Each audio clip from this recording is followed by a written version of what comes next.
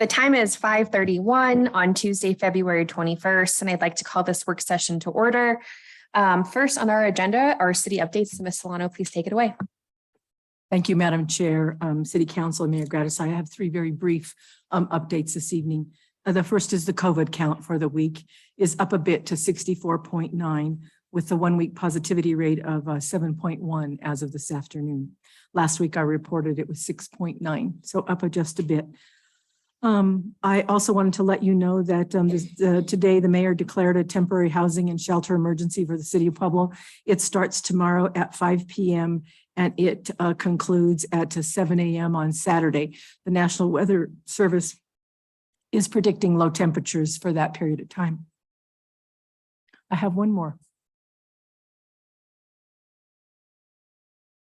In talking with Madam Chair, Councilor Martinez finalized the agenda for the City Council work retreat today. I will be sending that out to all of you tomorrow. But as a reminder, there's been only a couple of you who have sent me the electronic note or the summary paragraphs of any projects that you intend to share. Thank you. And what I'm going to do is assemble them into one document by counselor, put it in one document, print it for all of you, and then also send it to you electronically. Councilor Martinez and I thought by next Monday would be a good time so you'd have it in advance and be able to read through everyone's before the agenda on Saturday. I think you have about an hour and 45 minutes that includes a working lunch for those discussions. So I think there's plenty of time. And that does conclude the city updates this evening. I am ready for any questions or directions on future presentations. Great. Thank you, Ms. Solano, for that update. Are there any questions or comments? Okay, I just want to remind my fellow counselors to please make sure that you email Ms. Solano with those priorities so we can all take a look and be knowledgeable before Saturday's retreat. And it's not this Saturday, it's next Saturday. Okay. Anything else, Ms. Solano? Okay, so moving right along then on our agenda. So our friends from Posada are here to talk a little bit about their ARPA emergency funding. So can I have Mr. Gallagher and Ms. Bowman to the podium, please? Councilor Maestri, I also see that you're online. If you ever have a question or anything, feel free to interrupt. Thank you, Councilor Martinez.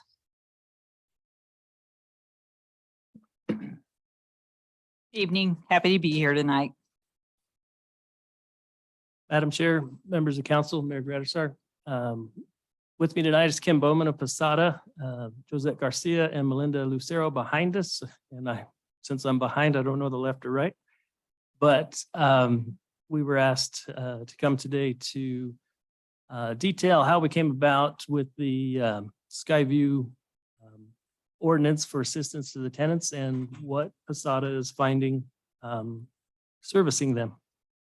So briefly on February 6th, about in the afternoon, Kim gave me a call and said that she was receiving people from the Skyview apartments that they had been evicted and that they were at Posada looking for assistance.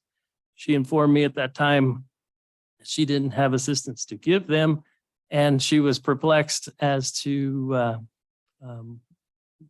where the influx was coming from. She did tell me that 85 families were impacted due to building issues. And from there, I contacted the David Vaughn at Regional Building, and he kind of explained the situation because he had seen it on the news Saturday night or Sunday night and referred me over to that story there. From there, I went to the Skyview Apartments to speak with the property manager, Brooke Vigil. And my intent was to see how fast we could rehouse these folks.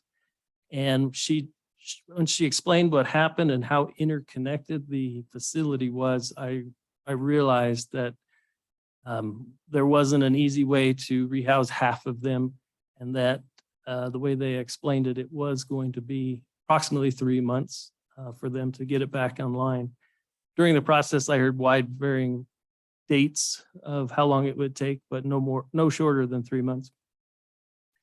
When I returned, I contacted the Red Cross as they had helped out with the Phoenix apartment fire, but I got a voicemail that had no more message space available. So I contacted the United Way because they partnered with the Red Cross during that crisis. And I utilized her contacts to reach out to the United Way or reach out to the Red Cross. And she returned information to me 10:30 that night that they wouldn't be able to assist because it wasn't the type of crisis that that they are allowed to work with. And then from that Tuesday, I was in contact with Kim, and I was researching our apartment availability. We had, per the state study, at the end of Q3, we had 112 apartments available. And Brooke V. Hill had disclosed that 20 of apartments in that building were vacant prior to the eviction. So the 112 units went to a net of 92. So we had 85 families looking for an apartment with 92 units available to everyone in the city. So from there, I started to realize that it was going to take many months to be able to reintegrate these folks back into an apartment. We had the directors meeting. I updated the mayor and all the directors of what had occurred. And that night, Kim had contacted me with how many families had contacted her. The following morning at the ARPA meeting, I explained the situation and that they would need some assistance to be in hotels and reintegrated in. Kim had informed me that 24 families had contacted them, and we at the ARPA meeting determined that a month's worth of motel would be about $2,000, and that would put it at $48,000. And we just, for unintended expenses, we rounded to $50,000. From there, I went to the building department and spoke with the inspectors and people who had been on site to determine exactly what happened in the building. And then I had a conference call with HUD's relocation specialist for the Western United States to determine if the way they had been evicted, if that precluded them from relocation assistance in the future. And the HUD specialist gave me some ideas about how we could do things so that it would qualify and that they wouldn't be excluded. From there, I contacted Kim and said that she had $50,000 worth of funding to help these individuals. It included no admin to do so.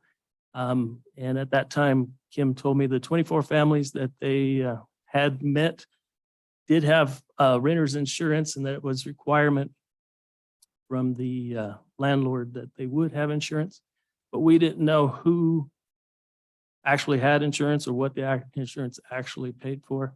So from that, it was a good piece to the puzzle, but it wasn't the solution to the puzzle. And from there, Kim went over with helping the tenants, and I'll let her take over.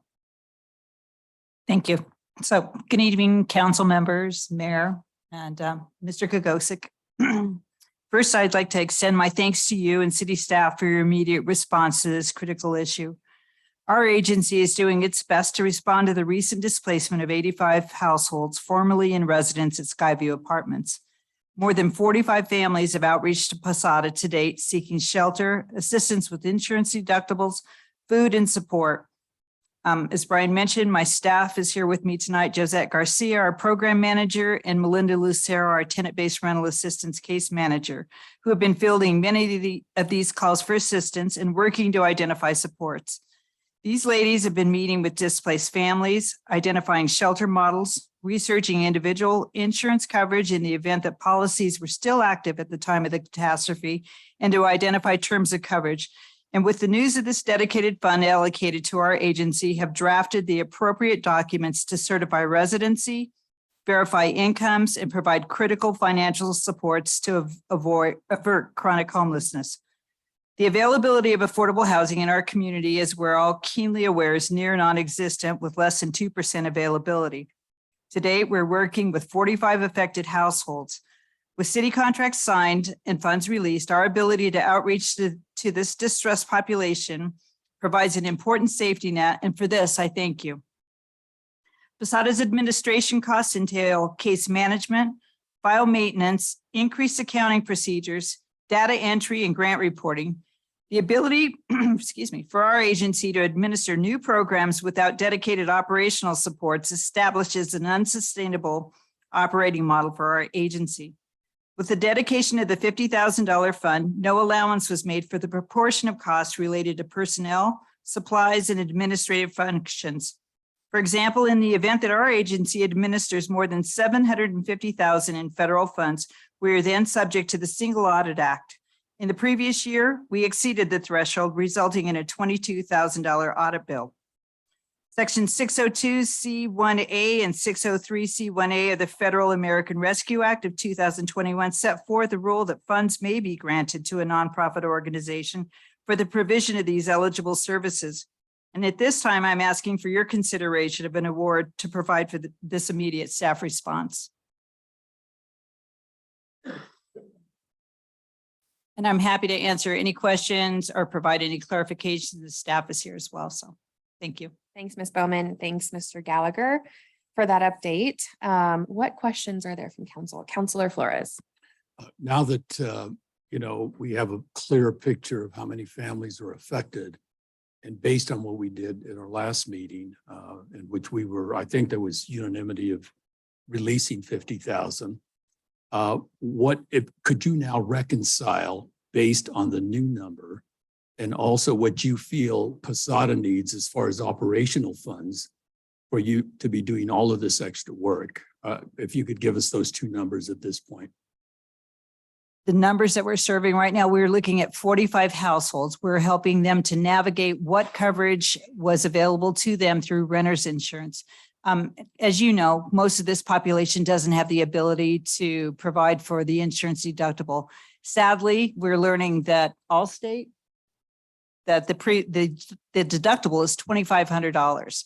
So that's an enormous amount of money. Most people don't have $500 to pay their insurance deductibles. So, we are identifying what the coverage contained and what they're eligible to receive, whether it's moving costs, to assist them with some emergency shelter. So if we are able to, with this fund, provide for that insurance deductible, then we can work to institute the remaining coverage that's available to them. So, it's hard to gauge what each individual family what their needs are going to be. So we're preparing for, shelter rooms for those who had policies that unfortunately lapsed. So that's a difficult question. I'm sorry.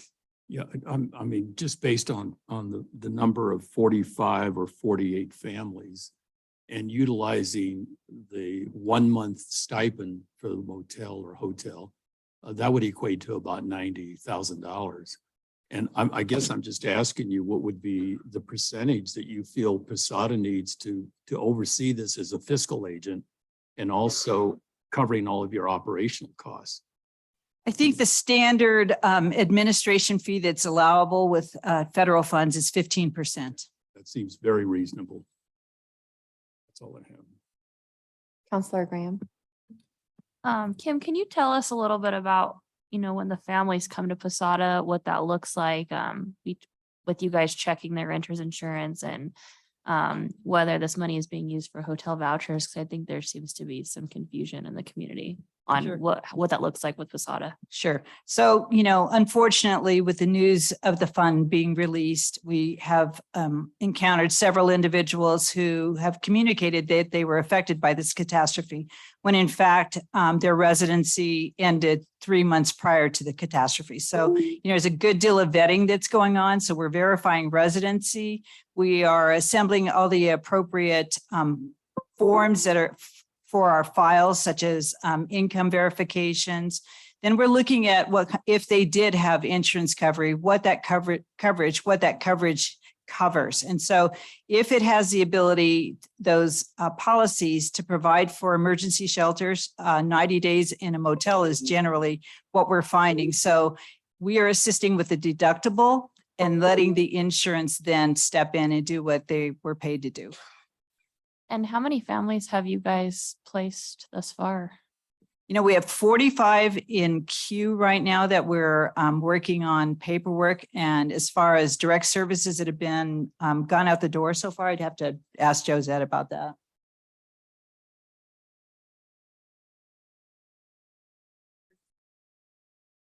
Okay, so Josette said that three disbursements have gone out so far, but we're navigating through the paperwork for each individual family to identify, what their coverage is. And, it's a tough thing because insurance policies, that's really a lot of technical information. I have to read my policy about 5 times to understand all of the inclusions. Sorry, Dennis. But, so it's a real chore, for these folks to be able to have an understanding of what they're entitled to. And I think to Counselor Flores's point is our ask is it greater than 50,000 that you foresee Posada potentially needing with the additional families? Because I know the first time when Mr. Gallagher came, it was only 24 families. And it seems Now we're up to it has 45. almost doubled. Yeah, So we're at 45 now. I think and- that was what we were kind of worried about. And I think that we probably will exhaust this fund fairly quickly, but I think that a lot of folks that we have observed moved on. They moved to Denver. They had no family here in Pueblo. They had no means to support themselves. It's a crisis situation. They had 3 days to pack up and move. We're receiving calls from folks that moved to Denver to stay with family, but they want to come back to their community. And so, it's a tough go trying to identify available housing, especially at the rate that they were paying at the Skyview. Other questions? Counselor Martinez, I have a couple of questions. Go for it. Ms. Bowman, thank you for coming this evening. I would like to understand something here. As a homeowner with homeowners insurance, similar to renters insurance, maybe the policies aren't designed the same as far as what it includes and not includes. But what I see you're having to navigate through these, what's wrong with just calling the adjuster? Because the adjuster would normally help the person who's renting, who holds the policy, as far as what can be, what's covered and what's not covered. Sure, I understand your question. And to your point, I think that we are trying to provide an immediate response. And so I'm certain that we'll be looking forward to reaching out to adjusters for clarifications. Well, the sooner you call an adjuster, the sooner their policy gets going. And it starts getting into play, right? Yes, Okay. And $2,500 you're saying is the deductible? Is that for standard some across the board? insurances, for Allstate, that seems to be what the standard deductible is for this renter's policy that many of these individuals are carrying. They're carrying mostly Allstate policies? Several. I mean, we're seeing Mhm. varying deductibles. They range anywhere from 500 to 1,000. And sadly, 2,500 is a very consistent number we're seeing over and over again. Now with claims like this, a renter or a homeowner doesn't necessarily have to come up with a deductible. That's just the amount that's taking off from the total that the adjuster awards on the payout. And so I keep hearing that we're having to assist with deductibles, but it seems to be in this under these circumstances, deductibles are never, you don't have to have your deductible in order to have your claim be fulfilled.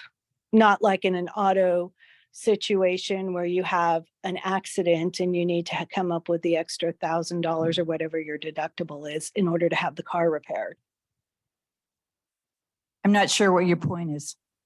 Let me add to that. Well, we keep saying that we're having to cover deductibles, but yet deductibles are just taken off of the total claim that's being awarded. So if they're being awarded 15,000, then they'll take $2,500 off the claim and they'll get a check for 12,500. That's how it works. So I'm trying to understand where you guys are. You haven't called the adjusters yet.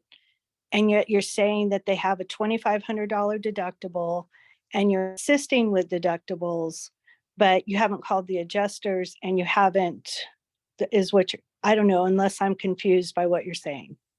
Did you want to clarify that? Well, I guess I'm confused because I come from a different arena. So my husband and I own an auto body shop and the deductible is non-negotiable on any terms. And I'm not familiar that it is the deductible is negotiable in any other insurance policy coverage. Yeah. And I'm perhaps not saying that Boris it's could clarify negotiable. that for us because he has, of course, far more experience than I do in that arena. Mhm. Counselor, with the renter's insurance, it's on a reimbursement basis. So the tenant would have to incur a cost and then submit a bill, and they would pay less the deductible, but it is still funding that left the tenant's possession. So their month's rent and their deposit was returned to them, correct? We believe so. Well, that's part of the law in rental law. So they do have funds, correct, to use towards what they need? They do have those funds. They were returned their security deposit. Some individuals, since of the timing, they didn't have to pay or they hadn't yet paid the rent, and it did say in the paper that Skyview had returned the rent to them. But moving to a new unit, you must have your first and last as well. So the deductible, if you used your first and last towards the deductible, you would have to build that back up to get out of the hotel. Mm-hmm. Okay. And how are the policies being written? Are they getting reimbursed for any of that? I believe they said they're only working with 3 families, 45 in the queue, but they're in the process of working with 3. So I don't have the information to answer that. And Mr. Gallagher, there's really, the biggest problem here is there's no place to go. I understand that. We don't have the availability of apartments, and then everyone has to requalify and so forth. Please explain to me how you feel it can come out of ARPA funding, how the COVID has affected this apartment community to where it meets the eligibility requirements for ARPA to fund it. The ARPA regulation is quite large and lengthy. There's multiple entry points, but the simplest one is once they were evicted from the apartment house, they became homeless. And the ARPA funds can assist homeless, at risk of homeless, and it can provide emergency housing assistance. And eligible use includes assistance to individuals experiencing homelessness, individual level assistance, rapid rehousing, or assistance to groups and individuals with hotels, motels, or similar facilities to expand shelter capacity. So you're saying it doesn't need to be directly related to the COVID? The cause of their eviction was not directly related to COVID, but the circumstances that they face and the lack of availability is attributed highly to COVID. Our housing market was behind on housing in 2019, but after COVID, we lost all capacity and prices began to escalate rapidly along with rents. And Ms. Bowman, after making the agreement with the city for the $50,000, you didn't realize at that time that you were going to need some sort of administrative fees in order to facilitate the monies? When Posada was asked to administer the funds, that was an immediate question that I posed to Mr. Gallagher. And that was prior to our last council meeting Yes, where we approved it? yes. And okay, and so they didn't put anything in there. And were you asked to do this, or did you contact the city? I contacted the city to communicate a crisis in process. I was asked by the city to administer the fund. Our agency was. Okay, thank you. You're welcome. So Counselor Flores, I think, wants to clarify I some. wanted to clarify a couple of things. The first is that I look at this situation not in terms of nitpicking every little piece of these people's lives, but our council helping, that's a lot of people that were affected, and it could have been any other catastrophe. But getting back to the insurance, I'm not aware that any of these people suffered any property damage, and maybe some did. I think what they really lost is what's called loss of use, the loss of use of their unit, which is an additional coverage. But irrespective of whether it's property damage or loss of use, the company will trigger a deductible. So most of these people, probably didn't exceed their damages didn't exceed the deductible, since none of them probably had any property damage. What they really submitted a claim for was loss of use to be able to get money from the insurance company to go rent another place or a hotel or motel, whatever. And I think that's what happened here. But, I don't know. I mean, you guys, if you want to take on the responsibility of looking at all this, it sounds like you have. What we have here is we should provide the funds and then allow you to vet it as best you can. You're not in the insurance business. You're not adjusters. You're not the insurance company. I don't know how far you go, but you've already indicated to me that you've already caught a couple of people that are not going to get funds because you're doing a cursory vetting, which I think is great, but we're making this much too complicated. And what I would like to see is for us to increase the amount that we did the week before and add 15% to that. And right now, and if in the end of when this thing ends and you only utilize 60,000 because you are going to do some vetting, then, we can always put the money back, but that would be my suggestion. And right now, I think 100,000, 50, an additional 50, and then adding $15,000 for your oversight and for the operational funds that you need for, because now you've got to keep track of all of these people and you've got, personnel that's going to have to do the vetting.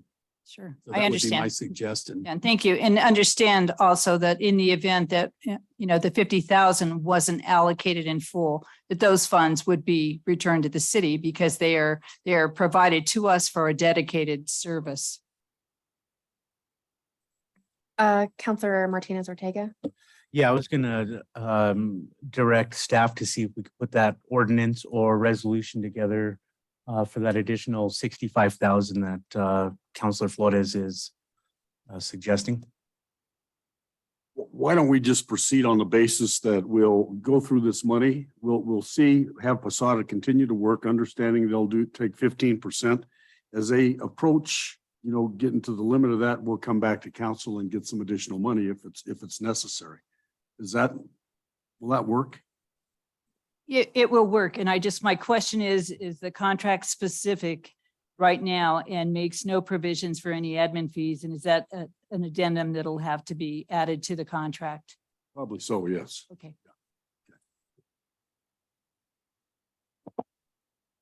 We're going to have to do an addendum. Why not put the money in it?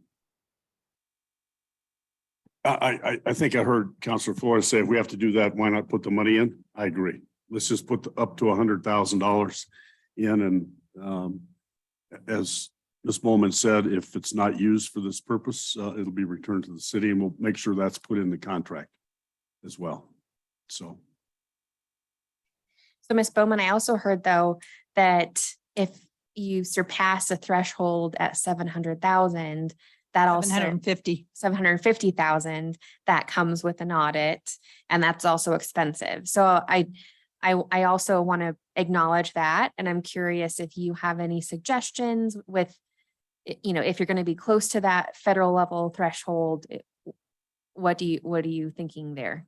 Yeah, in all honesty, Counselor Martinez, I will just communicate to you that I have a couple of different funding proposals that I look forward to successful funds being awarded to us, and it will put us over the threshold. The one application is going to be reviewed on March the 1st for $1.8 million to acquire a 32-unit apartment complex. And so, we will exceed the threshold as we did last year. I think it was just for awareness for your benefit. It's a great problem to have. Other questions or comments? Seeing none, thank you so much, Ms. Bowman and the Posada team. I can't imagine having to move out my family in 3 days. So I appreciate what you're doing for those families. Thanks very much. Moving right along then on our agenda, we have a funner topic around the Levy Art Mural Contest. So can I have Miss Ramu and then Miss Robinson to the podium, please?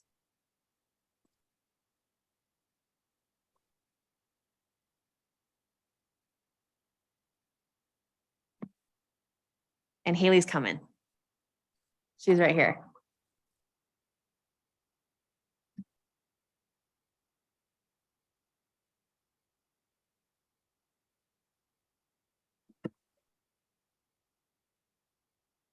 You know what you're doing. Okay. So, yeah, we've got 5 submissions, or we have 5 submissions. They have already gone through my art review committee, which I just left, and gone through the Conservancy District. So they're all images that have gone through the protocol with the guidelines. So that's what I know.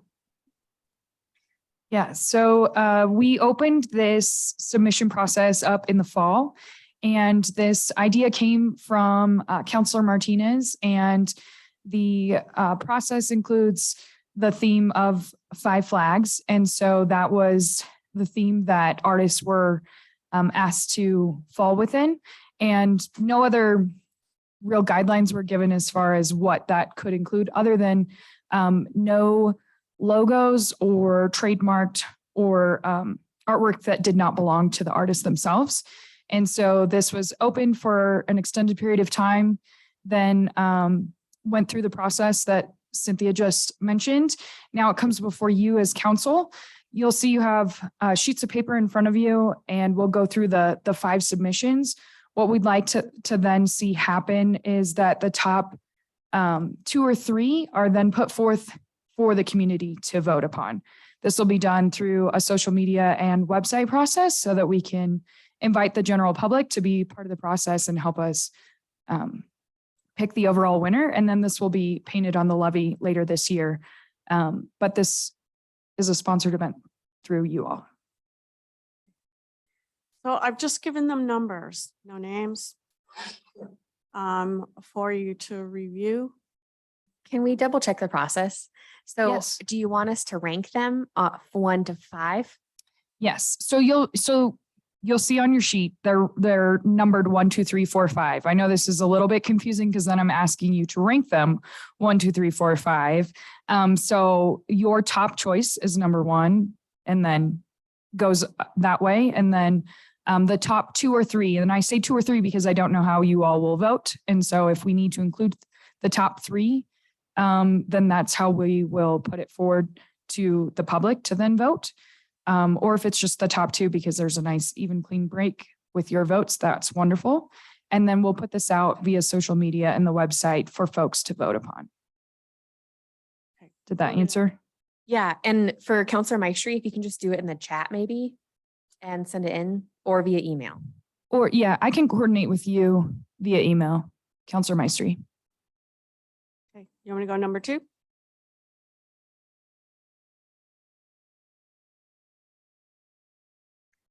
Let me whiz through.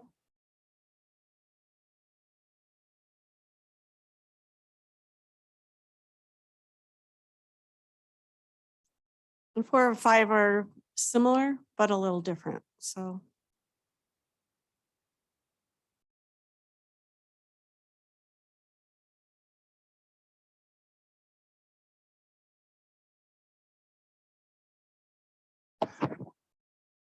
Ms. Ramu, how long do you think any one of these murals will take to put on the levee, paint?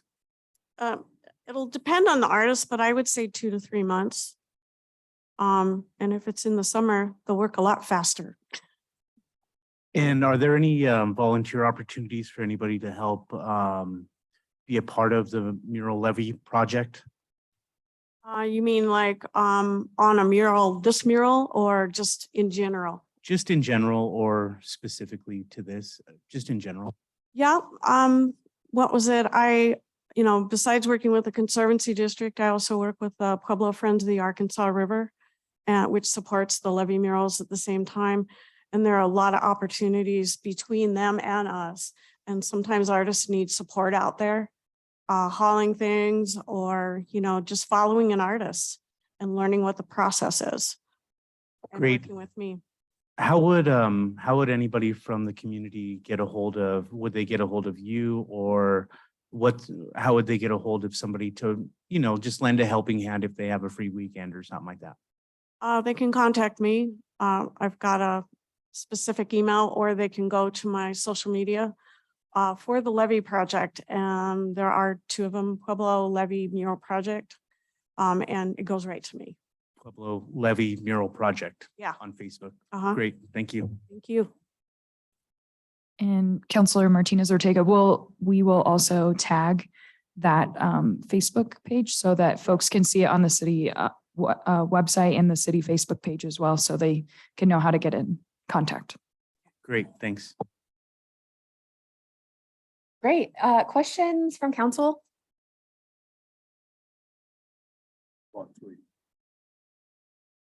Counselor Winter. Yeah, I guess I'm asking, I want to ask why council has to boot out 2. Why can't you put all 5 to the public? If they're the deciding factor. I guess we could. Is that what council would like to do? Yeah, I'd be happy to. I was originally, Counselor Winter, thinking that council could just narrow it down a little bit for the public to vote, which is why having just 2 or 3 options. I know that sometimes, having 5 options, it can just distribute the votes more so that there's not a clear winner. So that's why I was thinking 2 or 3 options.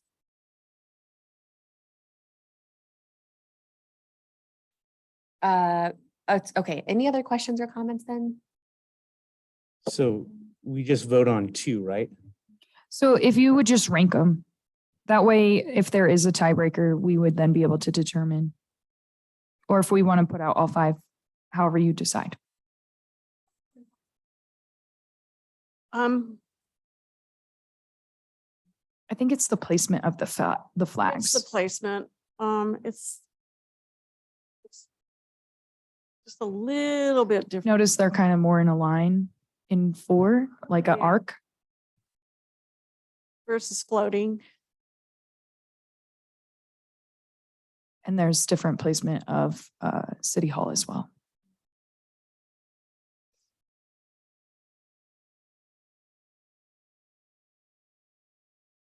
And you don't have to make your decisions right now. We can make this available to you, but if you have them, that's great. Any other questions? Sure. Okay, let me start with 5 and work back.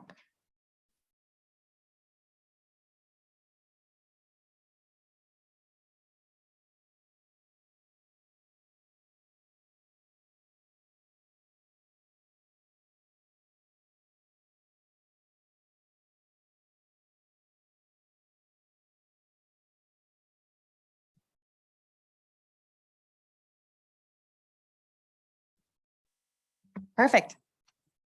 Thank you for that update. We'll have then the public vote, for a couple and then regroup after that. So thank you so much, Ms. Ramu and Ms. Robinson. Can I hand these to you now? Great. How exciting. It's going to be great. And a little bit of Pueblo pride. Okay, so next on our agenda, can I have our friend from the Colorado Municipal League to the podium, please, Mr. Bummer.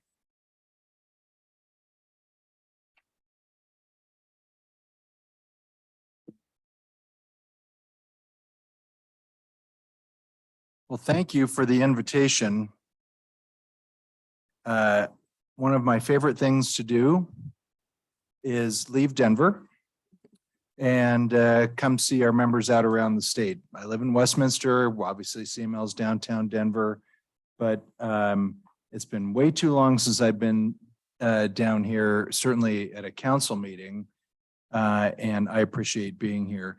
I want to first thank the wonderful staff that I get to deal with that helps set this up, as well as those that I don't get to interact with so much, Chief, Deputy Chief, and all the non-uniform staff.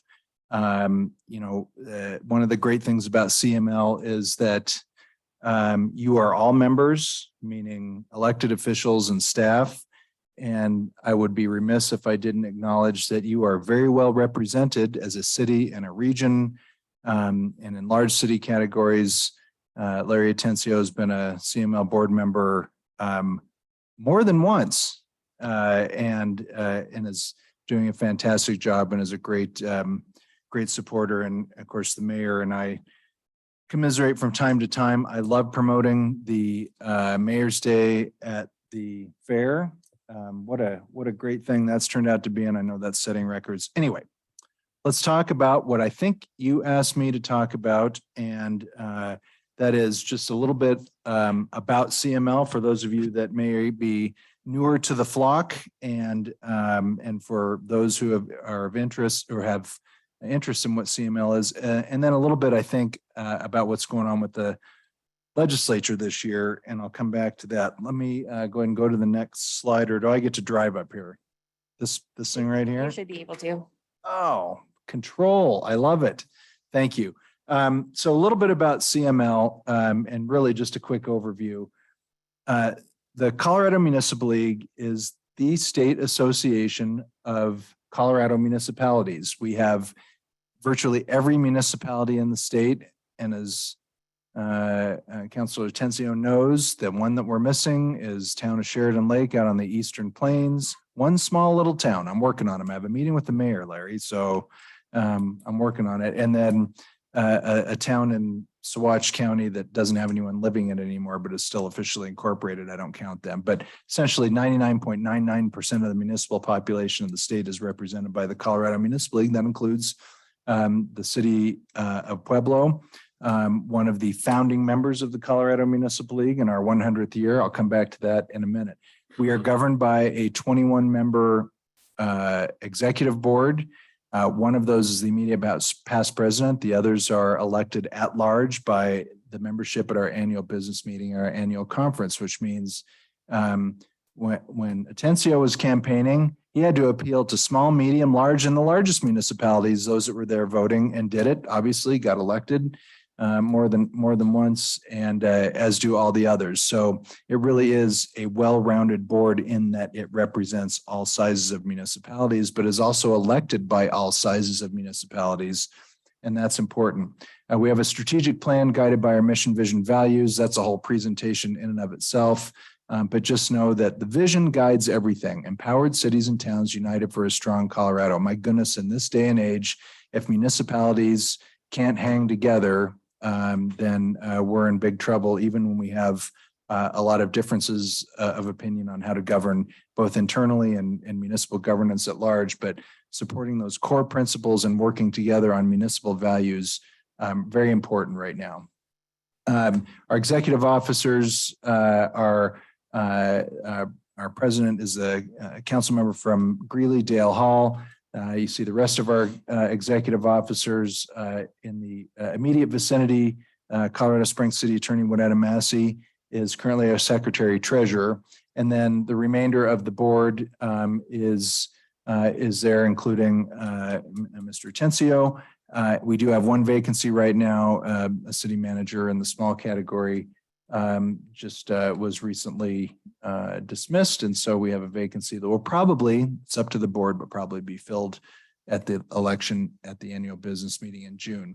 But again, a good statewide representation, not just elected officials. You see staff, you see a municipal clerk on there, you see city attorneys, city managers, mayors, and council members. A snapshot of municipalities in Colorado. I'll just focus on a couple of things. Again, out of the entire population of the state of Colorado, almost everyone lives within a home rule municipality. Almost everyone lives in a municipality, period. And again, 270 members from Denver to our largest member to our smallest member. You get bonus points if you know where the town of Carbonate is, Carbonate. And if you don't, that's okay. I had to look it up. It's due north of Glenwood Springs, the original county seat of Garfield County. And the only way you can get there right now is by snowmobile. And in the summertime by forest roads. After that, it's Lakeside, which is in the Denver metro area, population 16. But just the wide range of municipalities, everyone has a home within the league. I'll mention the one, we have 105 now with Monument approving their home rule charter, 105 home rule municipalities, including City of Pueblo.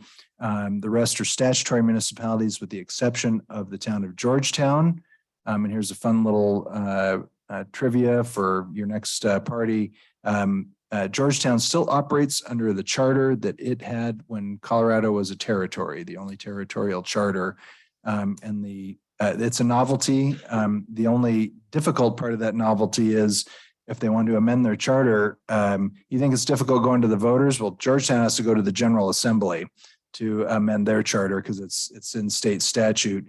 Ironically, or maybe not so ironically, that's why we have home rule actually, because territorial charters used to be political footballs when they were amended and still stayed in statute after Denver or after Colorado became a state.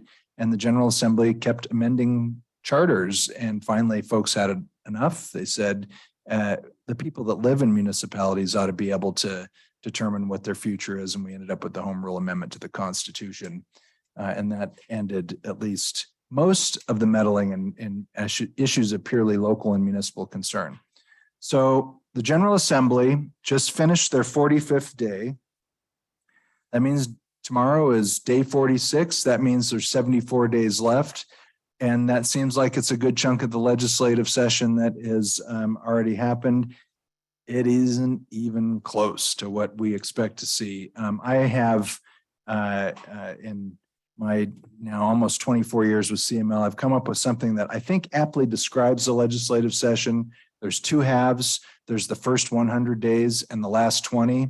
And there's still a lot of noise and everyone kind of feeling out what's going to be feasible, what isn't. You know, a bunch of almost a third of the General Assembly is new, a lot of appointments, and they're still working their way through. It will be a dynamic legislative session, even more so than it already is. So I want to talk about just a few things that we highlighted before the session started as legislative priorities, and then talk about a couple of things that I think are of interest, and then make sure I take time to take your questions. Look, one of the biggest things, statewide issue, doesn't matter if it's Denver, Dove Creek, Akron, or Aguilar, or anywhere in between, affordable housing is a Colorado problem. Now, there are those, and there are those that we're going to have to deal with in our General Assembly. And I say we, because I do believe this is a family matter that we need to address specifically as municipalities with our elected leaders at the State House. There are those that believe that it's your fault we have an affordable housing problem. You didn't do the right things. Counties didn't do the right things. And therefore, they believe there's justification for the General Assembly to take over things that you consider municipal, like, land use, planning, working your way through difficult issues. And at least on behalf of the Municipal League and our policies that are supported by our members, we have a problem with that. Issues of purely local and municipal concern should remain so. And man, I tell you, even though it isn't pretty, making the sausage on what is how things should grow, what communities should look like, what development should look like, and appropriate land use and zoning. If it doesn't belong at the local level, I don't know what does. And we're going to have a major wrestling match on our hands with a lot of folks that may not always get along in other circumstances, but may agree, at least in the short term, that they need to usurp municipal authority over these issues to accomplish what they may want in the short term. Now, I want to accentuate the positive. A lot of the goals that are being espoused by our friends in the development world, our friends in the environmental world, and others are not too far off from the goals that I hear municipal members identifying every day. Where we part ways is just whether or not the state should be a partner in helping municipalities and their citizens work to identify the best way to do those things, or if the state should say, you don't need to worry about that anymore, we'll take care of it for you. I err on the side of saying, I think, and I'm reflecting most of our members, that you all are elected by the folks here in Pueblo to do that and many other things, and that authority should remain vested within you. And then if you want to argue with each other on the best way to do that, great. This is what municipal city hall, city council chambers are for, is charting the best path forward. The majority sets the path, and then your wonderful staff helps implement it. So affordable housing, land use, transit-oriented development, density, and a lot of things around building codes I sort of lumped together in housing general. These are some of the principles that we outlined early. And if you read the article, and it was Colorado Public Radio, so most people listen to it and don't read articles, but at our legislative workshop last week, I kind of was sensing the room, and I said to our members present there that I get it. I think there's a lot of things we can do in common, but to those that think that you shouldn't be allowed to control what happens in Pueblo and work with citizens to do it, I said, respectfully, get off our lawn.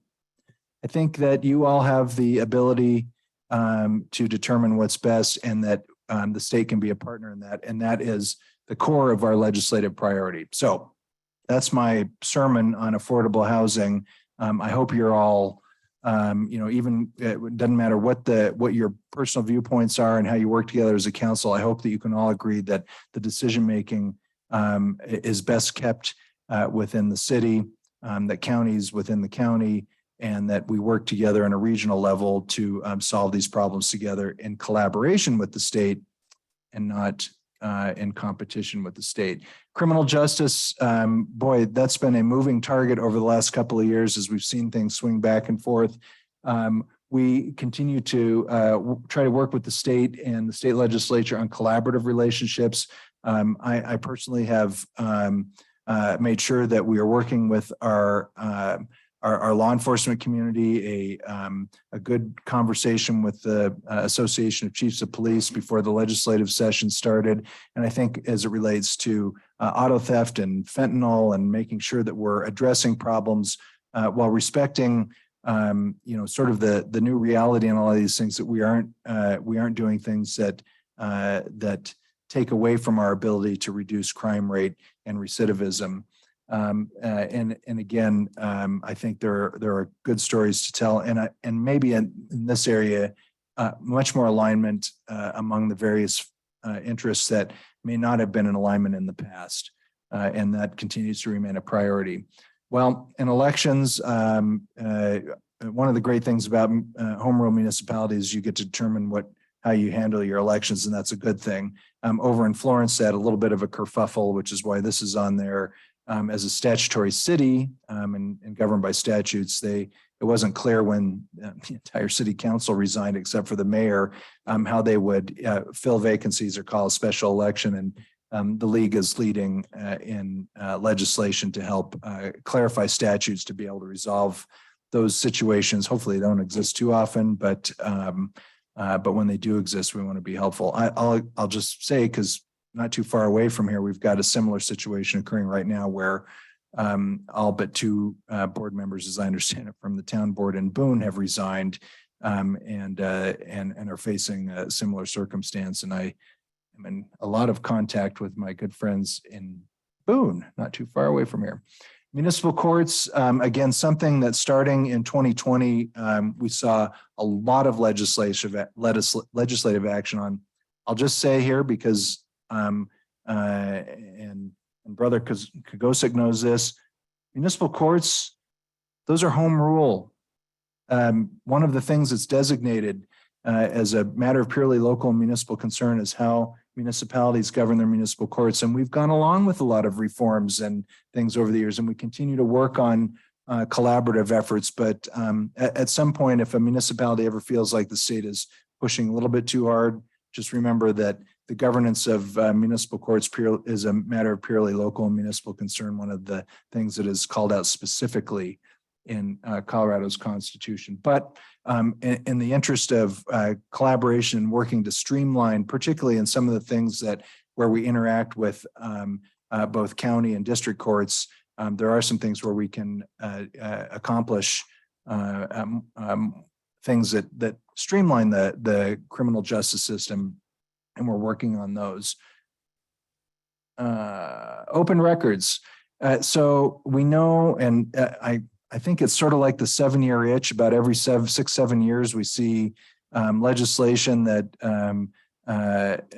seeks to amend, particularly the research and retrieval aspect of CORA, the Colorado Open Records Act. And I went too far. I'm sorry. We're kind of at that again, where the Press Association has indicated some things that they wanted to achieve.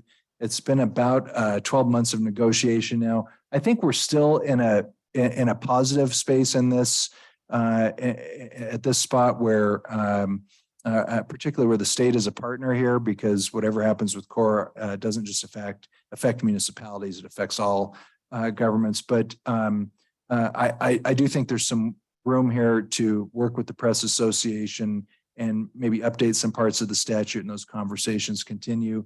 But we will oppose an overreach that essentially allows anyone and everyone to create a significant fiscal impact on municipalities for unnecessarily burdensome research and retrieval requests. So it's a very fine line, as you can imagine. You know, the public's right to know, either as individuals or through the media, versus appropriate fiscal constraints on excessive requests. And I'm pleased to say that those conversations continue to be positive. Public safety, photo radar is something that's been a legislative football for years and years. We actually are talking about supporting legislation that would expand, at municipal choice, the ability to use automated vehicle identification systems, AVIS, in a variety of different ways, without giving up things that might make it feasible for municipalities to determine to use it. So that is code for saying we had a lot of conversations to saying, if you're going to expand it, don't take away our authority to be able to use it effectively if you want to see it expanded. And I think those are positive conversations that continue to go on even as we careen towards the eventual midpoint of the session. As I think everyone knows, we in Colorado passed Prop 122, which addressed natural medicine or mushrooms. And one of the things that I heard, particularly having been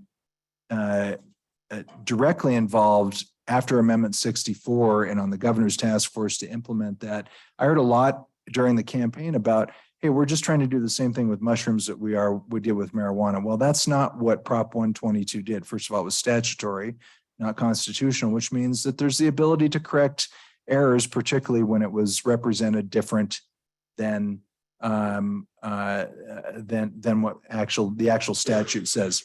First and foremost is the ability for local control. As you know, you have the absolute authority to regulate how and where retail marijuana occurs and license around that. You don't have that authority under Prop 122. In fact, you don't have the ability at all, other than time, place, and manner restrictions, to determine whether or not healing centers are allowed within your municipality. And we're working with the coalition of folks to include the ability, which we think is consistent with voter intent because it was promoted to voters, to allow local control over healing centers. So that continues to be a process going forward. We're running into a little bit of resistance, certainly from the proponents of Prop 122 and some others, but I feel confident that the bill sponsors of legislation that will be introduced and move forward, I understand that this is a component that should be part of this discussion, and so stay tuned on that. As it relates to sustainability, we've had a lot of discussion over the last couple of sessions, whether it's on bag fees or extended producer responsibilities and plastic bag prohibitions, on trying to do it, knowing that it was going to pass, trying to ensure that municipalities were able to be involved in that in a way that helped promote particularly recycling programs and related programs to that legislation. So we continue to support those state and local partnerships that are helping with waste diversion and improving our really not great record in Colorado on recycling, which is still remains a little bit surprising to me. But ensuring that throughout that process, you have the ability to determine what works best within Pueblo. Tax authority, I'll just cut to the chase on this. You're a home rule municipality. You self-collect your sales tax. Your rate and base is yours, and we want to make sure it stays that way. We support efforts to simplify collection and remittance in a way that doesn't harm local control and home rule authority. We work very closely with our colleagues in the business community, something that was one of my passions in the last few years of my official professional lobbying career before I took this position. And we continue to move in a positive direction there and supporting some legislation this year that will continue to improve the state sales and use tax system, which allows vendors to remit to a single point, but doesn't impair the city's ability to, again, remain in control of your rate and base. Transportation, there's not as much happening with that this year. There's some more recent legislation that affects the retail delivery fee that was part of the Senate Bill 260 from last year. The league supported that legislation that created the various fees and created various enterprise funds that municipalities can seek funding from, as well as increasing HUTF distributions to municipalities. Some of that legislation is trying to take away particularly the retail delivery fee. We understand the importance that has to the business community, and there's still a conversation going on that. And as of yet, there are on two pieces of legislation that affect the retail delivery fee. The executive board will be looking at the recommendations from our policy committee on Friday. And it's a little bit up in the air which direction that's going to go, to be honest, because we know these are somewhat controversial, important to the overall transportation funding picture, but also businesses have spoken, both small businesses and larger retailers, about the retail delivery fee and what they are articulating as the impact. And so that will be part of the discussion the board has. We haven't seen any proposed off the top diversions from the Highway Users Tax Fund. In fact, the state was good about when they suspended the gas fee that was going to be implemented, the road user fee, but gas fee that was going to be implemented. The resulting loss of what municipalities and others of HUTF fund recipients would have received was backfilled by the state. So we didn't see any reduction from the increases that were expected. Wildfires, well, everyone's in the wild urban land interface anymore, apparently, the WUI, and we just saw legislation introduced. I tied this back to I mentioned this in the affordable housing discussion earlier. We saw this with green building codes last year in House Bill 1362, but we see legislation this year that would create a state board that would determine what a minimum state-wide building code would be for anyone identified to be in the wild urban land interface. And delegate the authority to determine what that is to an unelected board appointed either by the governor or by others. That's still up for debate as well. I can tell you that from the league's perspective, we truly believe that those decisions can and should be made locally. But we are particularly on wildfires, we're just being realistic this year and expecting, like with the green energy code bill last year, we're going to see some degree of preemption and have to work within administrative boards that are created by this legislation to ensure as much local control as possible. For larger municipalities, this is not as much of an issue. For smaller municipalities and counties, particularly in forested areas and those that are clearly in the WUI, that becomes a bigger issue. And I mean, we have to acknowledge, and it's inappropriate if it's not acknowledged, it does increase the cost of housing and may do it for the right reasons. And I know from my colleagues in Florida, after Hurricane Andrew, when they beefed up and in a very conservative state, created a statewide building code for all the right reasons, it made housing more expensive. So we have to have that as part of the conversation, whether it's green building codes or wild urban land interface, et cetera. So that's the legislative preview. I want to make sure with the time I have left, I take your questions. I have to take the opportunity to make a plug though. CML is turning 100 this year. I hope you've been seeing some of the promotion on that. If you go to our website, cml.org, right on the front, there's a banner. If you click on it, it opens up the first of a couple of web stories you'll see posted one per month about the history of CML.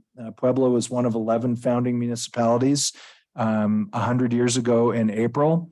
And a sneak peek, we may be doing something in Boulder at Mackey Auditorium, which is where the first CML conference was held in April.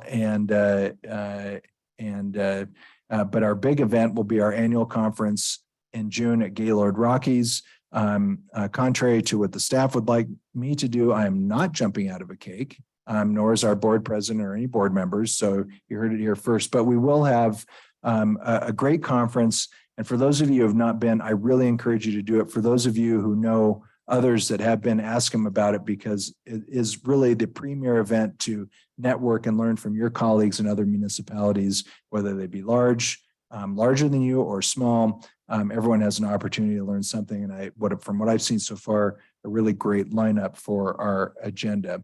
That's June 25th through 28th, and registration is open now.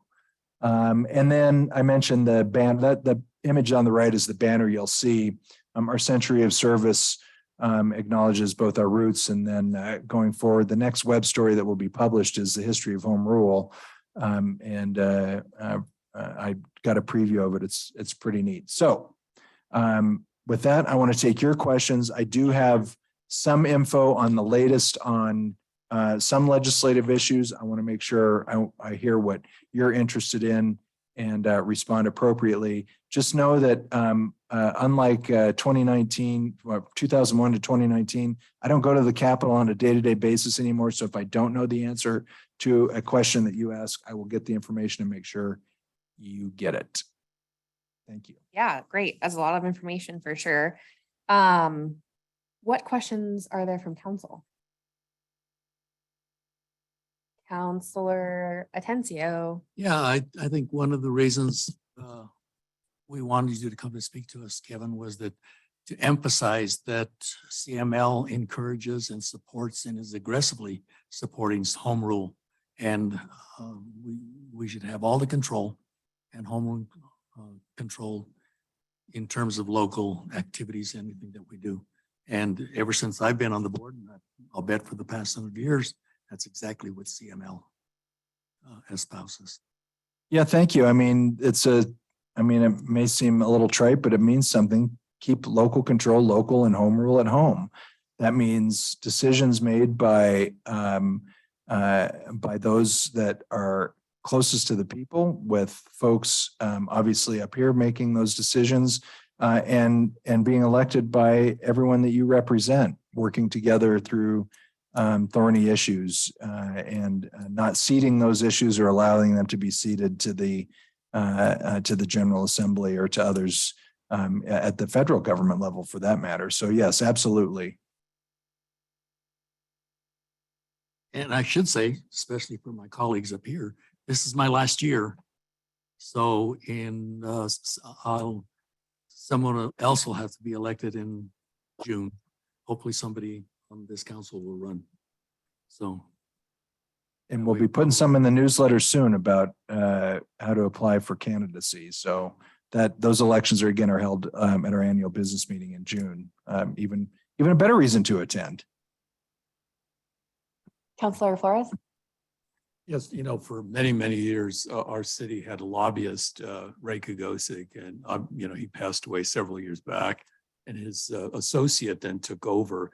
But I'm interested from any point, how important is it for a community our size to have a lobbyist, especially with so much legislation that's coming down the pike constantly during the first half of the year?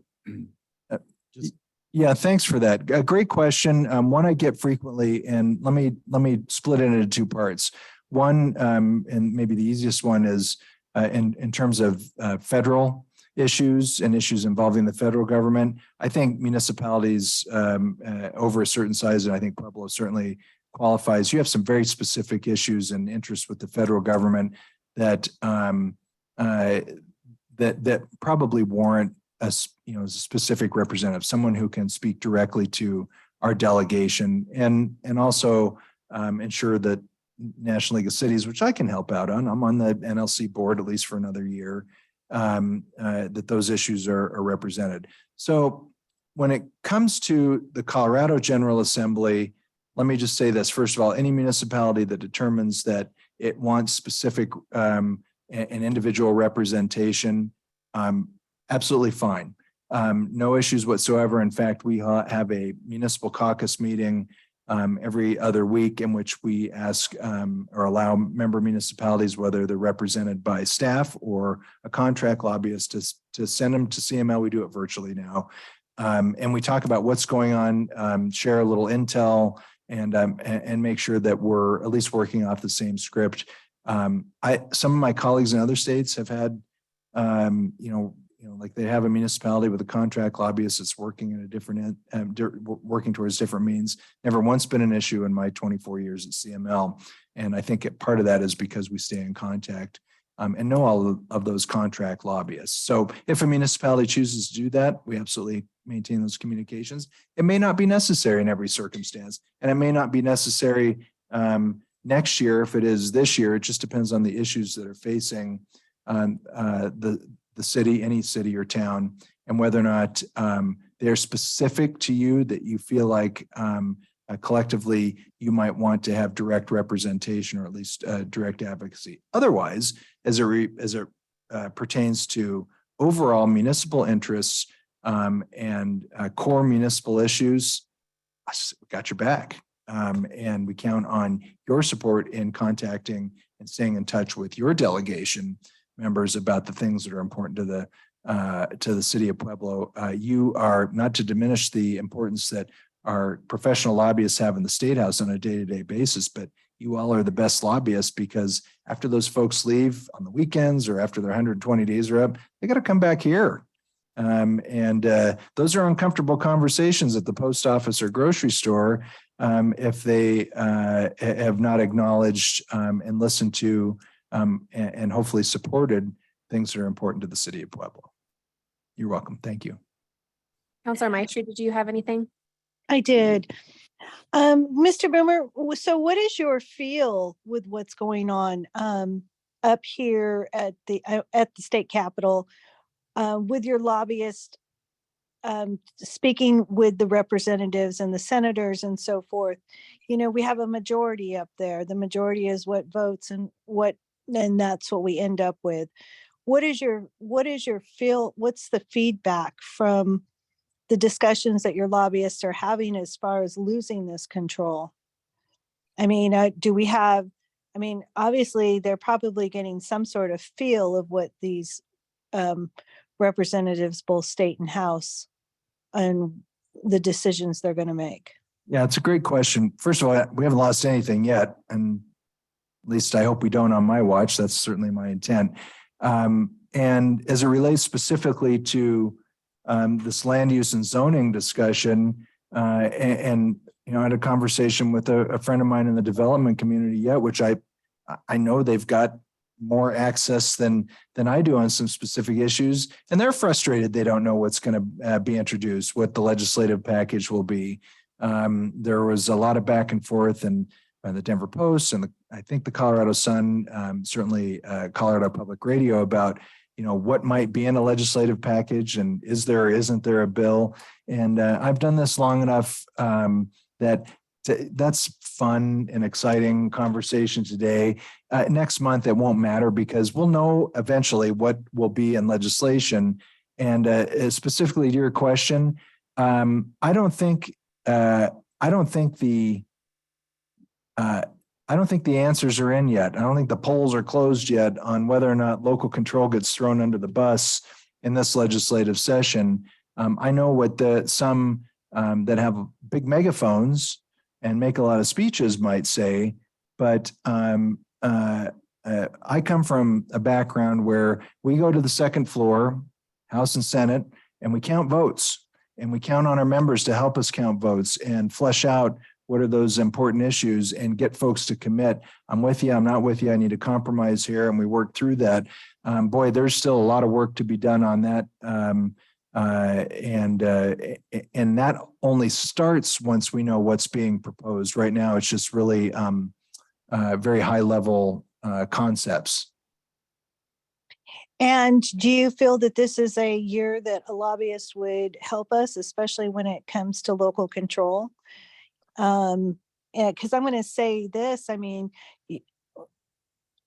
great, you've got our back, but we're really suffering the results of, you know, of like Senate Bill 217 and 271. And it seems like nobody knew about those, or the people didn't know about those. And they got into place and now here we are. I would simply say that, first of all, I know my advocacy team is highly respected among legislators and the governor's staff. And so they have the access to be able to communicate municipal issues.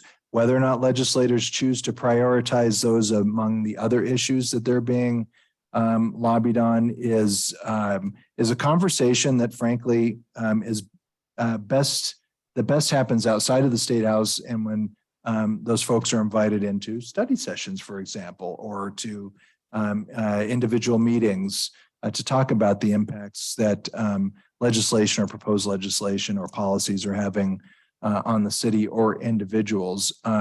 I can't speak to whether or not folks were aware, certainly outside of our membership as to the impacts of legislation, but I guarantee you that through our advocacy process and our advocacy with legislators, not just this year, but any year, that we fully articulated, if you vote for this and this passes, these will be the impacts. Like you all, when you're considering things, I want to be fair. You make a decision. There's no maybe votes. You have to vote yes or no. They make a decision. Policy goes into place. And sometimes there are unanticipated consequences. But for the most part, when we have been advocating for a particular outcome, we're letting them know if you do this, this will be the case, and you know, it's up to them to decide whether or not they agree with that position or not. Mm-hmm. I guess I was just needing to know if CML needs additional support from the municipalities or from the people in this state who are the ones that, you know, they're the ones that live with the outcome. And I know that like letters work well, testimonies at the Capitol should help. And so just encouraging the community, because after the fact is too late. And they need as much help at the Capitol as we can get so that we are not, certain types of legislation isn't affecting our community in a negative manner.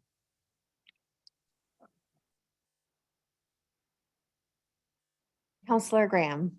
Thank you for that presentation. Very informational. I had seen an article a couple weeks ago in the Denver Post about a bill being proposed about safe shoot off sites in Colorado, and I saw that CML is in support of this. Can you talk a little bit about that? Yes, I can't remember the bill number off the top of my head. This was something that came up a couple of years ago, and Denver in particular had identified a program that they wanted to implement, and failure to adopt state legislation prevented that from happening. The key to that is that the determination whether or not to have those sites would remain at the local level. So the legislation the league is supporting would allow that conversation to occur within a municipality, and then decide from there whether or not to do it. So it's the decision of the municipality that you're supporting. not Correct. The actual sites. No, correct. The ability to determine locally if that's appropriate or not. And in this case, and there was another story here recently, Denver would like to do that. I think there may be others. What we want to eliminate are roadblocks to, if a municipality believes that that's an appropriate way to deal with that issue, that the state should be allowing them to at least give that a shot. Thank you. Yeah, and I think that hits the nail on the head in terms of CML and where their stance is, not necessarily the issue itself, but control, local control Yeah. is what you're advocating, not basic issue, a lot of this legislation. And I realize we're at the end of my time here. I want to be really brutally honest. I know what home rule is. It's in the Constitution. The Supreme Court gets to decide ultimately whether something's a matter of local and municipal concern, statewide concern, or mixed state local concern. Local control, let's face it, sometimes we're not all purists on that, and that's okay. I think if you want to know what local control is, ask someone that works in local government. And let me give you my best example of that. Previous to the Colorado Clean Indoor Air Act, municipalities and maybe some counties, but I know municipalities were enacting different ordinances related to indoor smoking, and out of public health concerns and others. But it was not an arguable point. The ordinances looked different across different municipalities, and some had it, some didn't. They looked different. But ultimately, when a proposal came forward that said, okay, if we're going to do this, let's have a statewide standard. The league supported that, even though, and we had this conversation within the board at the time, even though one of the tenets of the Colorado Clean Indoor Air Act says municipalities with an ordinance that is less restrictive than the state, preempted. So if we were going to fall on our sword on local control, we would have opposed that bill, but no one wanted to do that. So but my point is this: local control is something that truly is in the eye of the beholder. If you feel like something is an issue that you should be handling locally, my goodness, someone ought to respect that. It doesn't mean it's universal all the time, and there can certainly be debate on that. When it comes to home rule, it's pretty black and white to me. But in the end, we'll always advocate to keep local control local and home rule at home, to your point. Counselor Martinez Ortega. Thank you, Madam Chair. Yeah, Mr. Boomer, I do agree with you that local control is important on some things. What is the membership contribution for Pueblo to the Colorado Municipal League? I could tell you, but I don't have it right in front of me. If you can, but Laura, I'm sorry, I don't have it in front of me either. but I can I'll send look it to up you. while we're talking here, and I'll make sure that I make sure I can tell you. It's either $10,000 or $15,000 a year that we pay your organization. Are you a nonprofit 501c3? Is it 60? Yeah, it's so very simply, but it's much more complicated. All 270 municipalities are asked to pay a service participation fee to the league based on. What about like the city of Alamosa or Aguilar? What do they like? Is it like on a sliding scale? Because Denver would obviously be different than Pueblo, and Colorado Springs is different than Aguilar. Yeah, let me finish. Let me finish my response there, because I think it will be helpful. The Determination of dues is based on a formula that includes assessed valuation, population, and sales tax. State sales tax collected by municipality. And so larger cities pay more, those that are more, have greater sales tax revenue, et cetera. Denver Gotcha. is the largest dues paying member. I think the smallest, the base dues are about $185. I think the smallest municipality pays about $220. Great, thanks. What does that $60,000 get for Pueblo? That's tangible for everyday folks to understand. That's a fair question.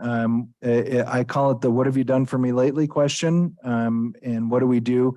The league's functions, base functions are advocacy, information, and training.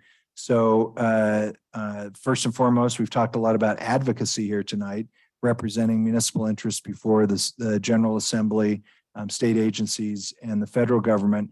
But that also includes the myriad of training opportunities, information, and support for both elected officials and staff. Okay, thanks. Other questions or comments? Counselor Maestri? I'm good. Thank you. Okay, thank you so much, Kevin, for coming down to Pueblo and talking to us a little bit about CML.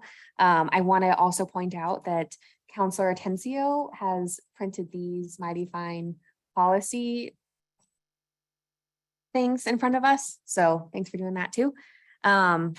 And we look forward to hearing more from CML. Thanks so much. And if any individual member of the council or staff has any follow-up questions, something you want to know more about, just email me, kbomber@cml.org.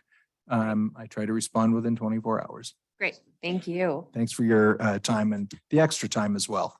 All right, so moving right along then on our agenda, thanks everyone for being patient. We're going to hear from our friends at Crossroads. So can I have Mr. Davis to the podium to discuss an ARPA Crossroads proposal?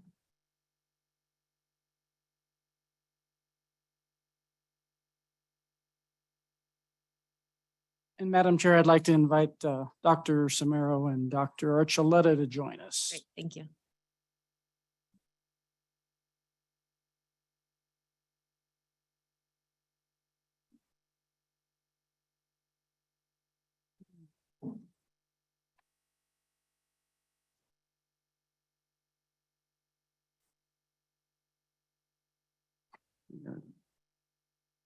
So I'd like to thank Madam Chair and the council, the mayor, Mr. Kagosik, for having us tonight to talk about our request for support with ARPA funds for the new building for Circle program that we currently operate.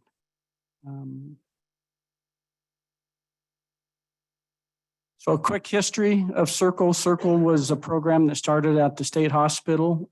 It evolved in the late 90s, early 2000s, where they were addressing initially mental health, but they recognized that it was in their best interest to add substance use to their treatment because they were seeing more and more individuals with SUD.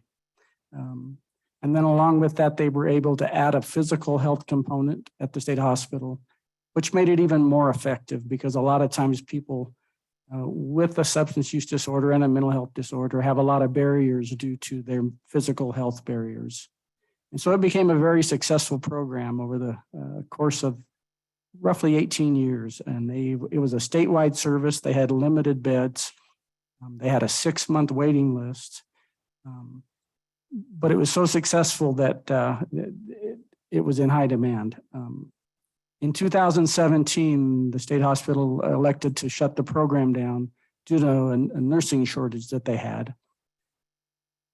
And Dr. Stout, who had helped create the program, was on verge of retirement. And so there was a big gap in what our service regimen in the state due to losing the program.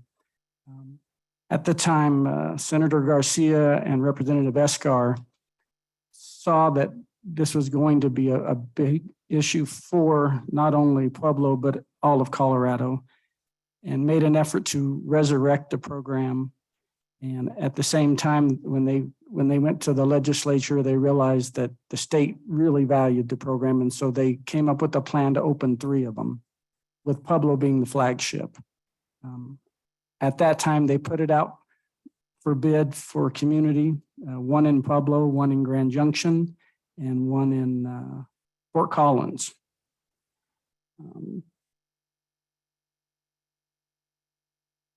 We were able to look at it, analyze it, and at the time, Leroy Lucero, who was our CEO, decided to move forward with a bid for it, and we were successful in getting the Circle program for Southern Colorado.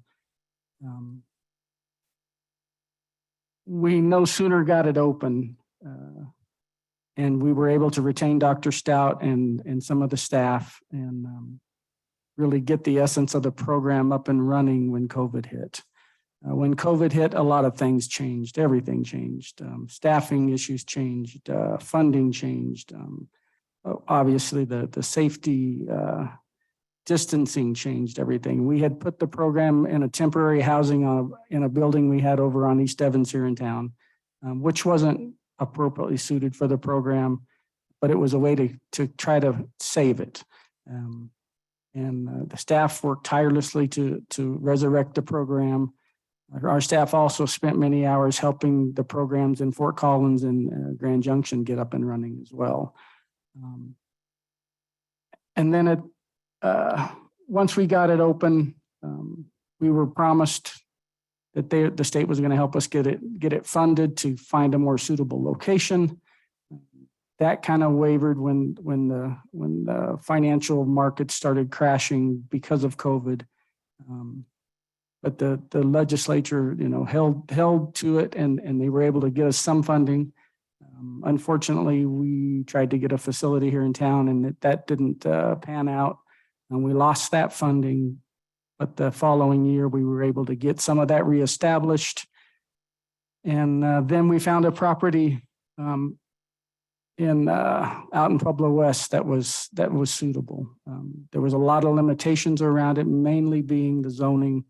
It had to be an R5 and R6. It still had to be a use by review process. But so far, we've been able to meet all those standards, and now we are in the process of building the facility. The other unfortunate part of it was that COVID had several impacts in the construction of it. Costs have almost doubled in the last 4 years since we started this program. It's even when we actually started with this latest building, it was running about $300 a square foot, and now it's up over $400 due to supply chain shortages, labor. So the cost has continued to escalate. Our board of directors made a commitment to put $1 million of our funding in retained earnings towards the program, as well as we were able to secure a loan through the healthcare facilities nonprofit funding. And the good part about keeping it here was that we were able to increase Pueblo's utilization of the program. Historically, it had only been around 13%, and now in the last 3 years, it's up over 45, closer to 50% of individuals from Pueblo and are now able to utilize the program. Some of the things that we faced at the facility we're currently at, again, staff have been having to do a lot of accommodations, working with limited space, working with, again, limited, everything from limited parking to the building wasn't big enough to have its own kitchen, so we've been having to ship food in there. Just a lot of hurdles, and the staffs have done an incredible job over the past 2 or 3 years. And I think the biggest piece of this is that while all this was happening, the state has decided to reorganize the behavioral health system. Many of you probably know the Office of Behavioral Health has now been closed for behavioral health. They're standing up a new behavioral health administration. And at the same time, they also expanded Medicaid to help cover some of the cost of this type of program. Unfortunately, it's not enough. We are getting some limited funding from Medicaid, but it's only covering about 1/4 of the cost, even though there's a good 70% of our patients have Medicaid. The disparity is really in the rates that they do and how it works within the Medicaid system. So one of the biggest pieces that we face is that through our, where it used to be a 90-day program, the state has also changed how services are delivered. And so it's gone to more of a continual assessment program. So what used to be a self-contained 90-day program has now been specialized, and Circle has been specialized to deal with the first leg of someone's treatment when they have a physical, mental health, and substance use issue. And with that, I will introduce Dr. Samaro to tell you a little bit more about the clinical side of it. Okay.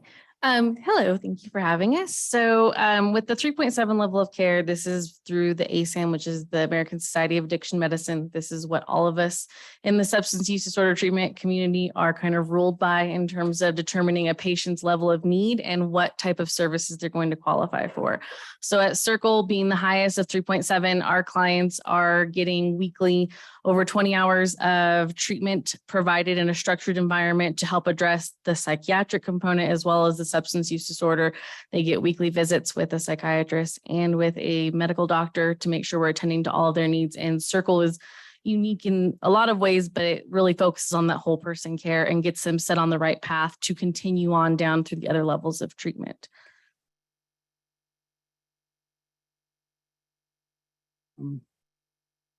So with the new facility, it's going to do quite a few things for us. It's going to be able to bring our meal services in-house. Again, a lot of changes. And one of the other changes that when they expanded Medicaid to residential, they also applied for a waiver at the state level for the IMD exclusion. So it used to be we could only have 16 beds and still be federally financed through the Medicaid program. That has now been waived, if you will. And so we're able to move it to a 20-bed program, which is going to, be, again, maximize our staff, maximize the services. And we're already seeing that, I think year to date, we are on track. I think we were at 78 through December. So we are anticipating to serve 140 patients this year, where historically the program served about 75 to 80 per year. And the way we're able to do that is we're able to do their first leg with Circle. And then as they stabilize and are ready to progress through treatment, then we have other facilities in town that offer 3.5 level of residential and 3.1, which again, they can continue their treatment through Crossroads, not have to be shipped between programs or services. So they make a nice transition to the intensive and then to the transitional, and then they can move on into outpatient services. And hopefully when they make it through their programming, they're ready for a recovery and a recovery system. And that's probably the other big change we've seen in the last 4 years is the state has really stepped up to add recovery as a key component of the continuum. And so that's been relatively new in my 30 years here. We used to do it kind of homegrown, but in the last 5 years, they really saw the value of once people leave treatment to get into recovery to have a supportive system. And so we're excited about that as well. The other thing that I would tell you, is that, again, when we started this program, it was 3.6 million estimated. The cost has now increased over 5.4 million is our last projection. Things are still moving. I met with the contractor last week. Unfortunately, we thought things might settle down a little bit, but I guess it takes a while for those costs to settle. We're actually seeing some increases again due to the inflationary items that are happening as well. So again, to recap, the board's committed $1 million. We received 1.3 million from the state. We secured a $3 million loan through the nonprofit funding through the Bank of San Juan. And what we're asking for is $750,000 for ARPA money just to keep that debt service manageable. Right now, it's going to be about $18,000 a month. With the help of the ARPA funds, it would bring it down below $14,000 a month, which again, would make it considerably more manageable for the program. And so that's what we are asking for and asking for your support. We'll take any questions. Great. Thank you so much for the for that presentation, Crossroads. I just want to have a point of clarification. Is the new facility that's being built right now for Circle, is that in Pueblo West or the building that you're in right now in Pueblo West? No, the current building's in Pueblo on East Evans and the new facility will be in Pueblo West. What questions are there from council? Councilor Flores. You know, the Circle program, you know, has a reputation of probably the best drug and alcohol rehab center in the state. It always did, even after the state dropped it, which was ironic.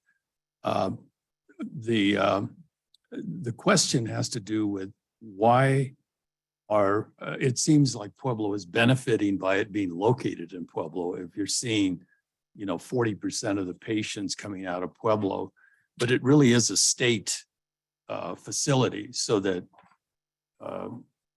you can get patients from all over the state of Colorado, or that's really your mission with that program, and that's how it's funded. Correct. What, can you clarify why, I mean, I like the idea that Pueblo is benefiting the most here, but explain how that occurs. Is it just location? So when they added, and thank you for the question, when they added the other two programs, they didn't officially draw lines of service, but they also knew that in treatment, proximity is everything. You know, if you can't get there, then you can't get the treatment. So by keeping this program here in Southern Colorado, having one in Fort Collins for the Denver North and Northeast, and then obviously the Western Slope over in Grand Junction. Again, it lowered that barrier for people to actually get there because again, people were, you know, taking 4, 5, 6 hour bus rides to get to Circle. So that's helped a tremendous amount by making it more local for everyone. And so that's been the success. The other success is that specializing it, not trying to do the full regimen of services in a 90-day program, but really honing it down to the specialty of the first leg of their treatment has also increased not only the volume of individuals that can benefit, but also utilize other steps in the system as well. Do you still work with the Mental Health Institute here?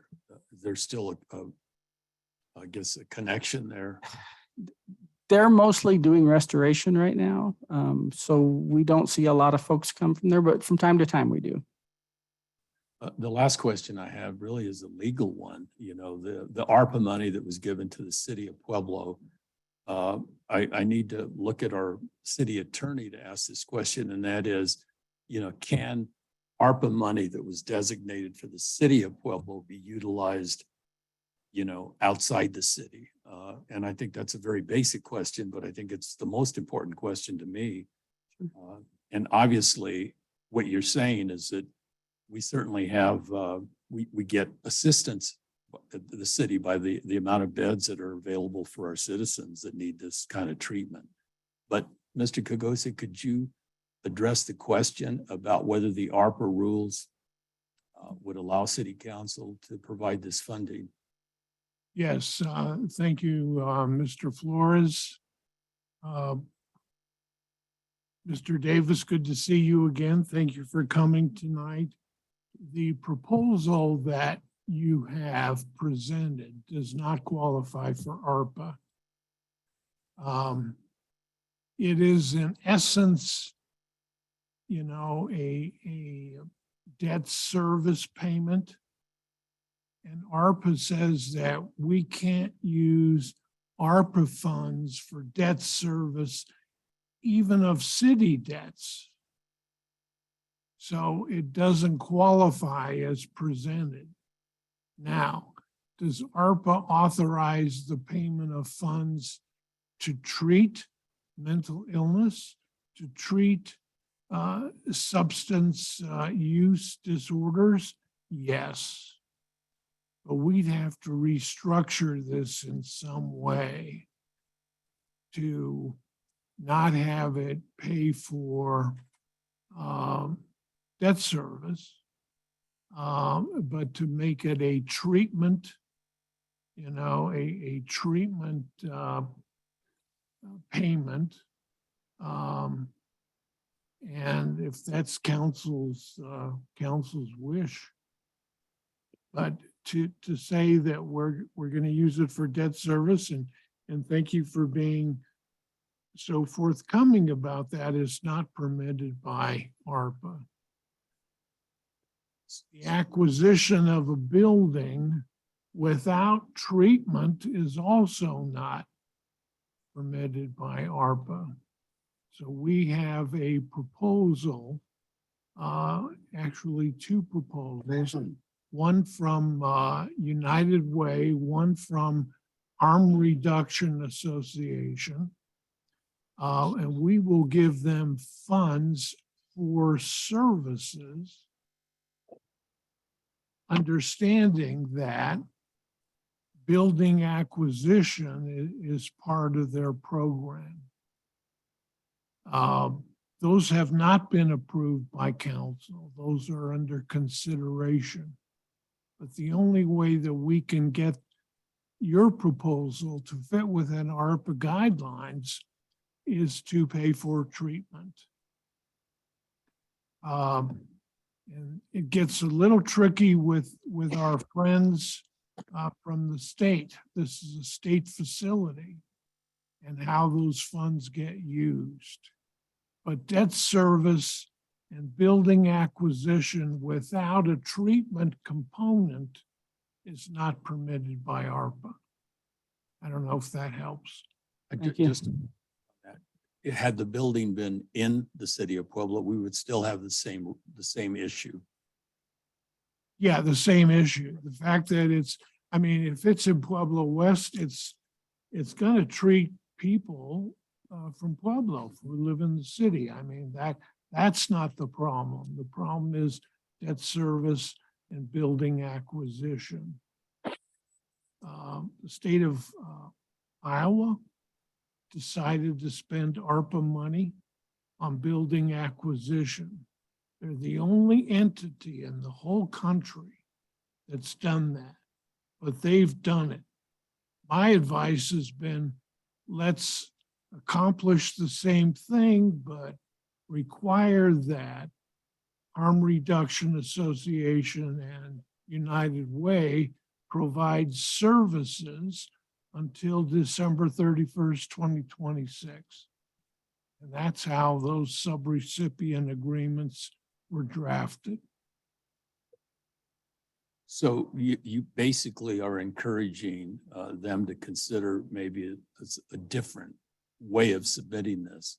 And it would appear that it would benefit them to maybe call your office and get some guidance of where to stay within the. Well, I think we need direction. Okay. I think from council.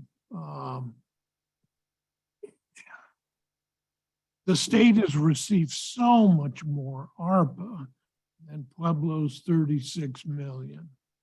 And they have not decided to fund the Circle program.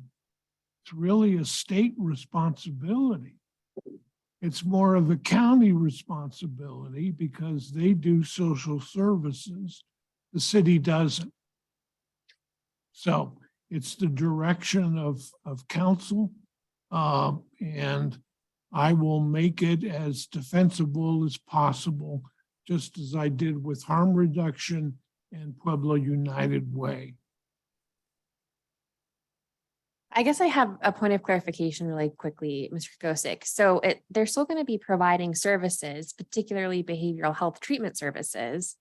I'm having a hard time understanding how this is different than United Way or SCARA, because they're also providing services, but Crossroads would also be providing services. Yeah, what was presented tonight was debt service. And that's not permitted. So we'd have to restructure the proposal, call it services, and pay them for services. Now, can we legally say, this is only for residents of the city of Pueblo? No, that's not permitted. That's a decision of state in terms of who the patients are going to be. So we can't earmark it, but can we give them money for the treatment of these co-occurring problems? You bet, absolutely, if that's how you want to spend the money.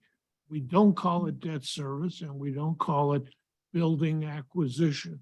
We're going to pay you X amount of money to provide services. And then they will have to report to us on a quarterly basis who they treated and how they spent the money. Counselor Cantu. Yeah, during your presentation, there was a part where you said you're going to expand services. Does that mean extra beds? Correct. Yeah, so we will be Over able to, eight to expand to 20 beds. Yes, Yeah. Well, 10 women, 10 men correct, or more, hopefully. correct.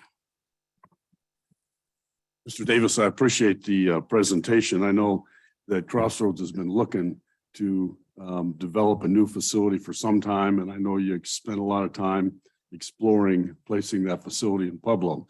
But my understanding is correct, is that you've now put together the package for this facility, and this facility is going forward whether or not you get any ARPA money from the city.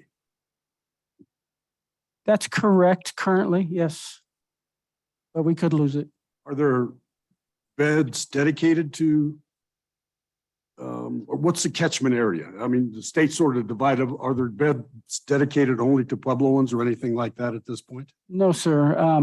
It's just more of a regional focus again, because we know proximity, the likelihood that someone will be able to make it to treatment is more likely if it's in the region. In terms of your census data? Currently, we're seeing about almost 50% of our current census is coming from Pueblo. From Pueblo? Yes, sir. Thank you. Counselor Maestri, did you have anything? Yes, can you hear me? Yeah. Okay, I just want to make sure because my phone's messing around.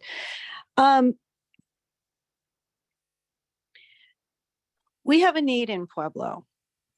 We have a need in order to resolve some of the issues that we're facing with homelessness. You know, we talk about mental illness and we talk about drug addiction, and we cannot solve any of those issues without a program like this for our community, so that those members of our community can receive the services, and we, you know, they start a recovery program.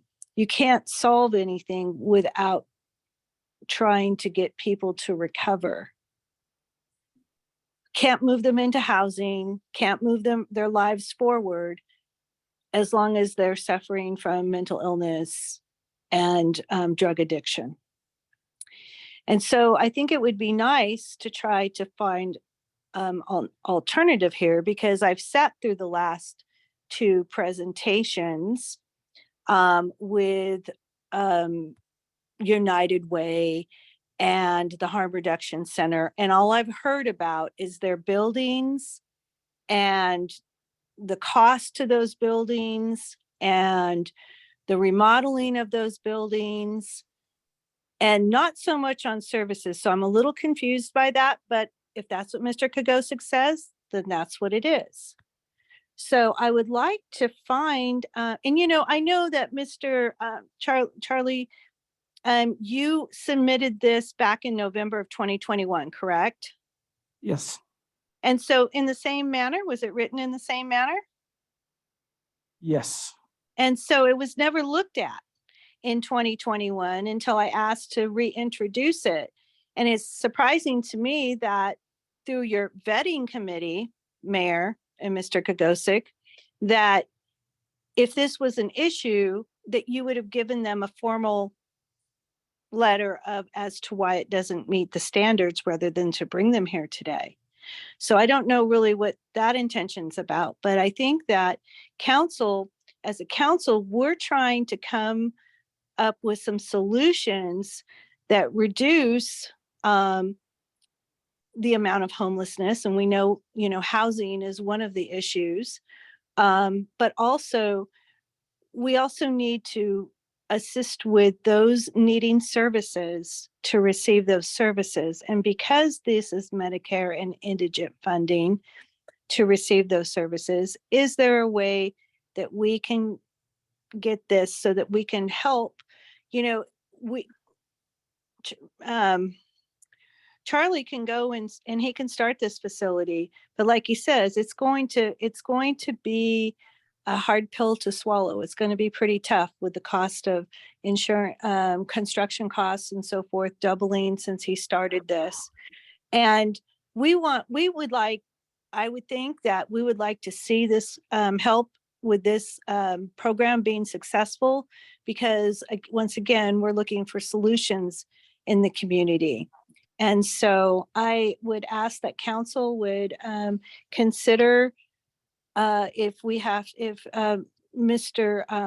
Charlie needs to put in a revisement of this, and maybe he can get help from our legal counsel, but we're really needing to do something to help move this community forward, especially when it comes to mental health issues and drug addiction. And that's all I have to say.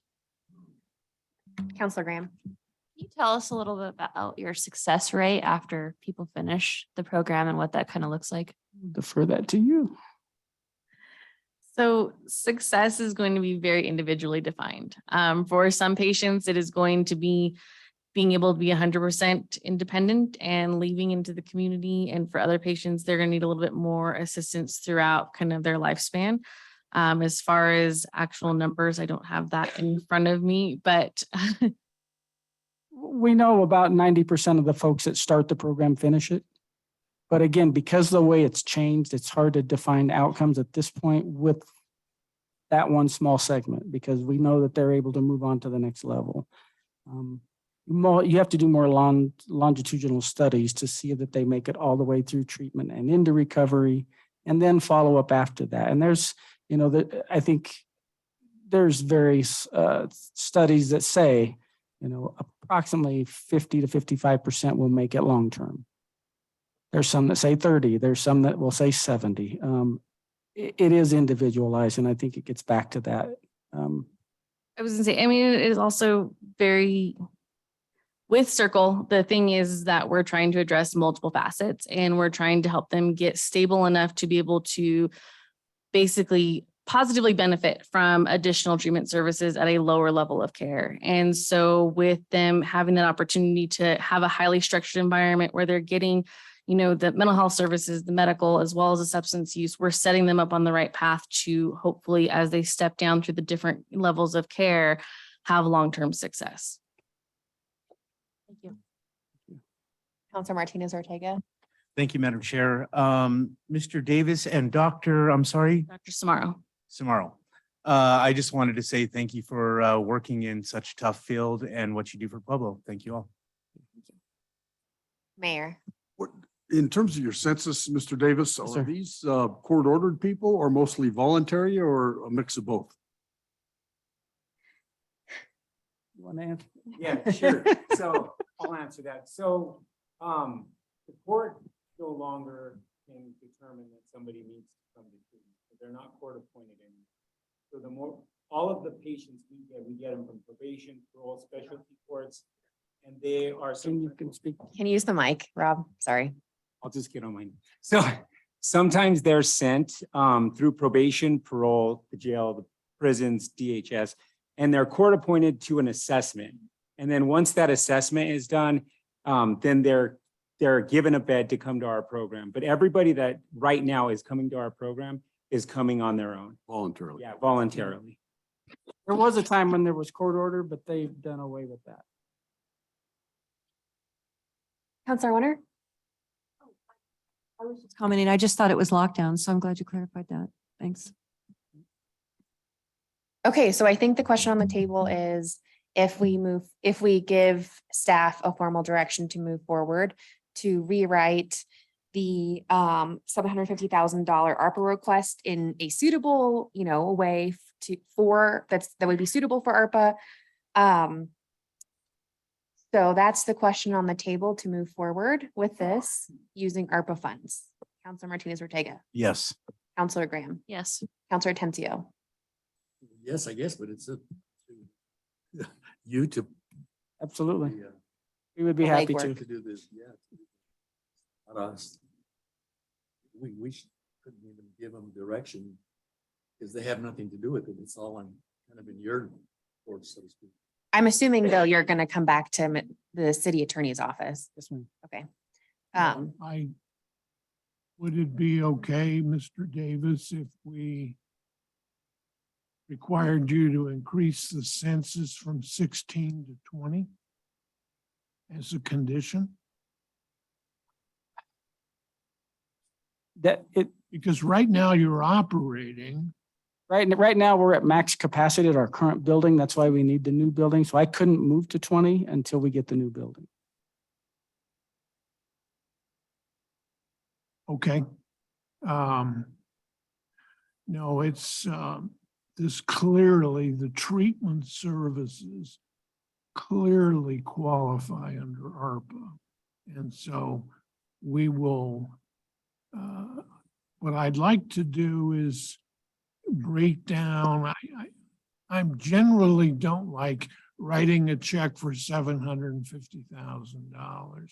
I like to break that down consistent with the program continuing and you're current with your reports. And do you have any recommendation in terms of how we structure those periodic payments?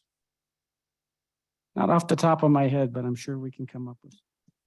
Why don't we spend some time with Mr. Davis working this out? Is there any possibility you can keep the current facility open after you open the new one? So that you can treat more people? No. No. Unfortunately, because we require, I mean, it's possible. Because we currently rely a majority of our operational services on the indigent funding from what is currently the MSO system, which is moving to the BHA system. It would all depend on if there's funding available to operate more beds. I mean, there could be some, but again, because Medicaid is not, the way it is set up is not covering, it's not like it's fully covered. So we rely on braiding funding from several sources to make it Why don't we happen. do this? We'll pull out the proposal that was originally submitted and have a meeting with Crossroads and see what we need to do to get it modified and then come back to council with recommendation. Great. It sounds like the majority of us would be supportive anyway. So I look forward to that revised proposal and looking forward to seeing it on our agenda. Thank you so much. Thanks, Crossroads. I also just want to say that a while ago, you had a very, the best employee at Crossroads, whose name was Cheryl Reed, who passed. And so if there could be any room or acknowledgement of Cheryl in that new building, that would be really cool. Thank you. Yeah, she meant the world to us, but Yeah. definitely, we will take that. Okay. Thank you, sir. Okay, last on our agenda, thank you all for being so patient, is going to be Celebrate Recovery and Rise programs. So can I have Pastor Reyes, Miss Smith, and Dr. Lancet?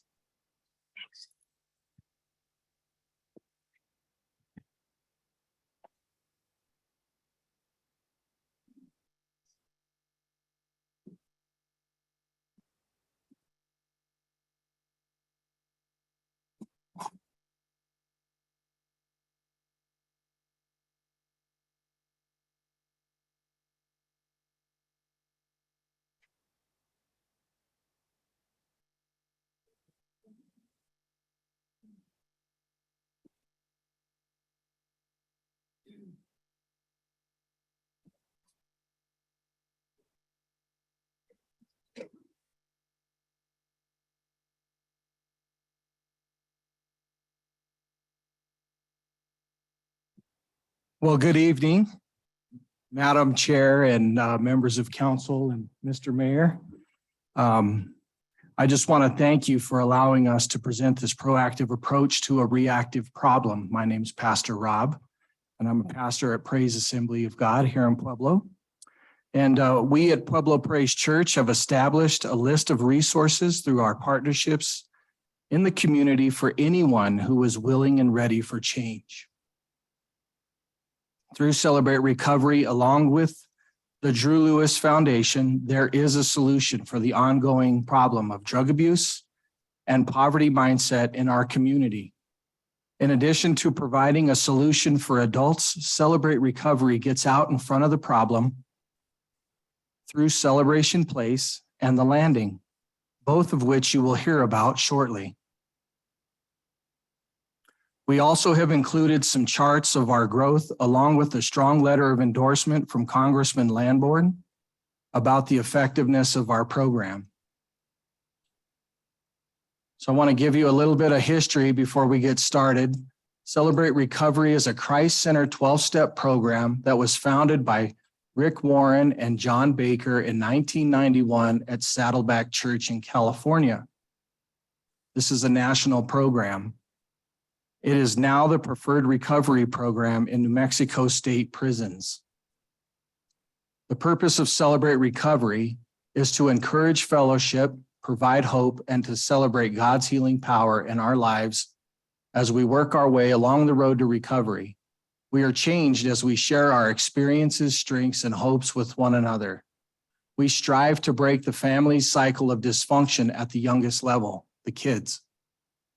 We offer The Landing for the teens and Celebration Place for 5 to 12-year-olds. These kids are learning the same lesson that their parents are learning in a large group at an age-appropriate level. So the format of our Celebrate Recovery meetings, you can see to the right there, there's a CR growth funnel. Every Thursday we meet at 5:30 and we have a dinner. At 6 o'clock, our large group starts, which rotates between a small group or which rotates between a lesson and a testimony. And then at 7:30, our small group starts. And this is where men go with men, women go with women. We have 4 different groups. We have life issues and we have drug addiction and substance abuse. And what they do in those small groups is they answer a focus question of the night. So we pose them with the focus question and then they're able to answer that in their small groups. After that, they reconvene in what we call the Crosstalk Cafe from 8 to 8:20, and this helps promote fellowship. The participants are allowed to get numbers for accountability partners and sponsors and to start building their support teams. And then at the very bottom there of our CR growth funnel, you see step studies. This is our discipleship. This is where the rubber meets the road. This is a personal journey through each of the 8 principles of Celebrate Recovery in a confidential group led by a facilitator who has completed the study. This is where we get into the heart of the program and true healing from life's hurts, hang-ups, and habits, because recovery is not an overnight phenomenon, but more like a journey. Our groups meet once per week and typically take 6 to 9 months to complete the study. This helps promote long-term commitment and also establishes accountability and responsibility. So you might be asking yourselves, what is a hurt, a hang-up, or a habit? A hurt is a life experience that damaged your heart or an offense against you that crippled your ability to deal with the world in a healthy way. It is something that may have twisted your view of yourself, God, or others, and you can see the list there is quite extensive. A hang-up is a roadblock that keeps you from progressing further in God's plan for your life. They're often shaped by some bent thinking that you have received as a child or some unhealthy attitude you may have adopted as a means of coping with life's challenges. And finally, a habit is an unhealthy pattern that start as perceived remedies for a problem in your life, but turn into a chronic bad behavior / addiction. Habits are what you run to when things are tough or unmanageable, even though the habit continually leads to trouble in your life. Seeing the need for change and allowing the change to occur are 2 different things. The principles and steps are not quick fixes. Celebrate Recovery goes further than helping you stop doing wrong. It goes after the very defect that causes you to sin. It's a transformation of the mind. So in conclusion, as someone who took so much from this city, I'm here to give back.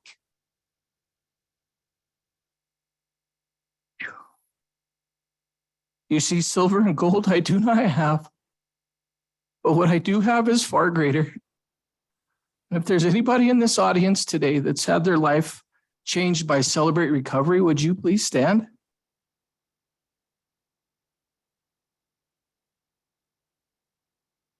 I want to thank you all for allowing me to present Celebrate Recovery. I'm now going to turn this over to Jessica Smith, Assistant Program Director and CEO and founder of the Drew Lewis Foundation, Dr. Amy Blansett. Thank you all.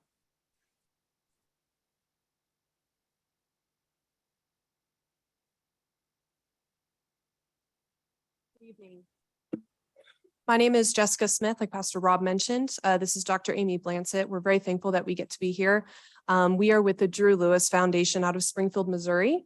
I was born and raised in Pueblo, so I'm very thankful that we get to be here and present to you all today.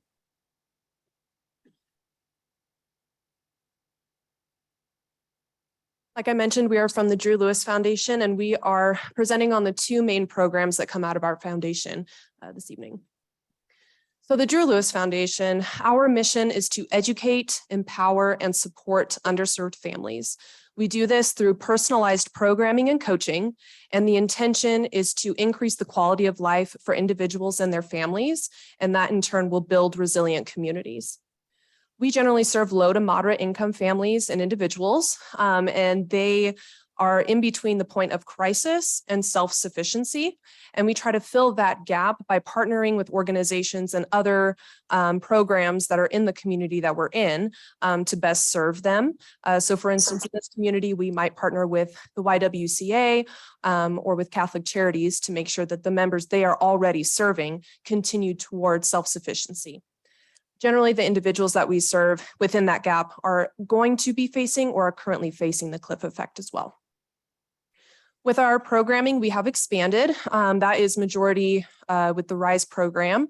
And we are in Southwest Missouri, so we've expanded throughout that region. We've also expanded into Southeast Missouri, and we have also expanded into Colorado with Pastor Rob at Praise Church.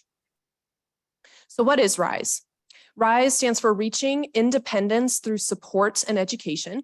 It began as a 5-year pilot study in 2016 with a vision for change that included a model of family support and community development and sustainability. This individual community-driven neighborhood development works specifically to bridge the gap between community members and the community resources that are already available to them, making sure that they're aware of them and able to access them. RISE is intentionally a solution-based program, and that is intentional so that once they reach self-sufficiency, that is sustainable throughout the rest of their life. And it also is taught to their children so that we break that cycle of generational poverty. RISE works through intensive case management and proven curriculum, and it works to increase 16 self-sufficiency indicators. Some of those are listed on your screen. We have anything from housing to community involvement to food security. We really want to be a holistic program so that when we mean self-sufficiency, we mean an entire person is reaching self-sufficiency. The way RISE is structured is it starts as what we call a core programming, and we consider this to be the foundation of self-sufficiency. It starts as 16 weeks of classes. Members are meeting in class once a week, 1 hour a week, and we're talking through several different topics. We start out with defining what self-sufficiency is. Let's talk about what your values and your purpose are in your life, whatever that means to you. And we're also going to talk about financial education, SMART goals, healthy boundaries and relationships, and much, much more. Once members graduate from that core programming, they move into what we call maintenance programming. And this is when they start to build on that foundation of self-sufficiency. So they are more advanced topics, they're more broad topics, and we encourage long-term engagement because self-sufficiency and change does not happen overnight. We want people to be able to feel they have support and not being rushed through a program, but then also know that they're able, once they reach self-sufficiency, they're able to exit the program. Once members have completed at least a year of that maintenance programming, they are eligible to apply to become champions or alumni for the RISE program. And this gives them the opportunity to pour into the new members that are coming in, partner with them, mentor them, and feed into what they have already learned and continue to build community. We've seen lots of results since 2016 with the RISE program. We have had 46 cohorts that have launched in 9 counties over that time. We have seen that for every $2,500 spent per family, there's a $12,000 socioeconomic return on investment in that community. Specifically in Missouri, we've seen that graduates average a monthly household income increase of 32% or $677. And we are continuing to see that number increase. We've also seen an average credit score increase of 122 points. Here in Pueblo has started 2 cohorts so far.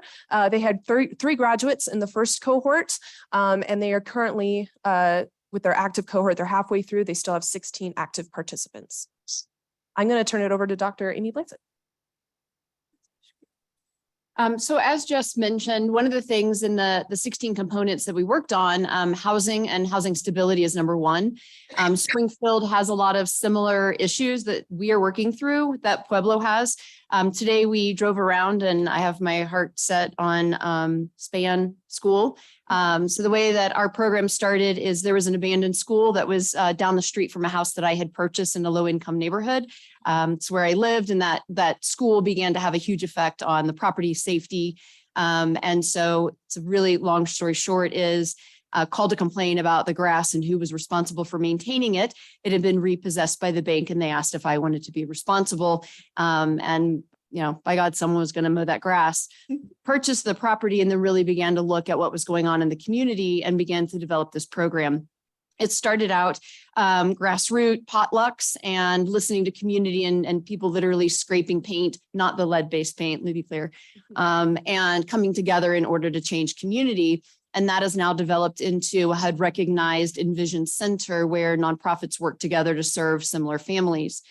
But in the low income neighborhood, the other big component was not only was this building blighted, but so are many of the houses that are there. Many are trapped in not having a land bank option and many other similar things that we drove through west or east. Ours is west side, yours is east side neighborhood, just to kind of give me an idea of what that looks like. So the Blue House Project is a mission-based home ownership program.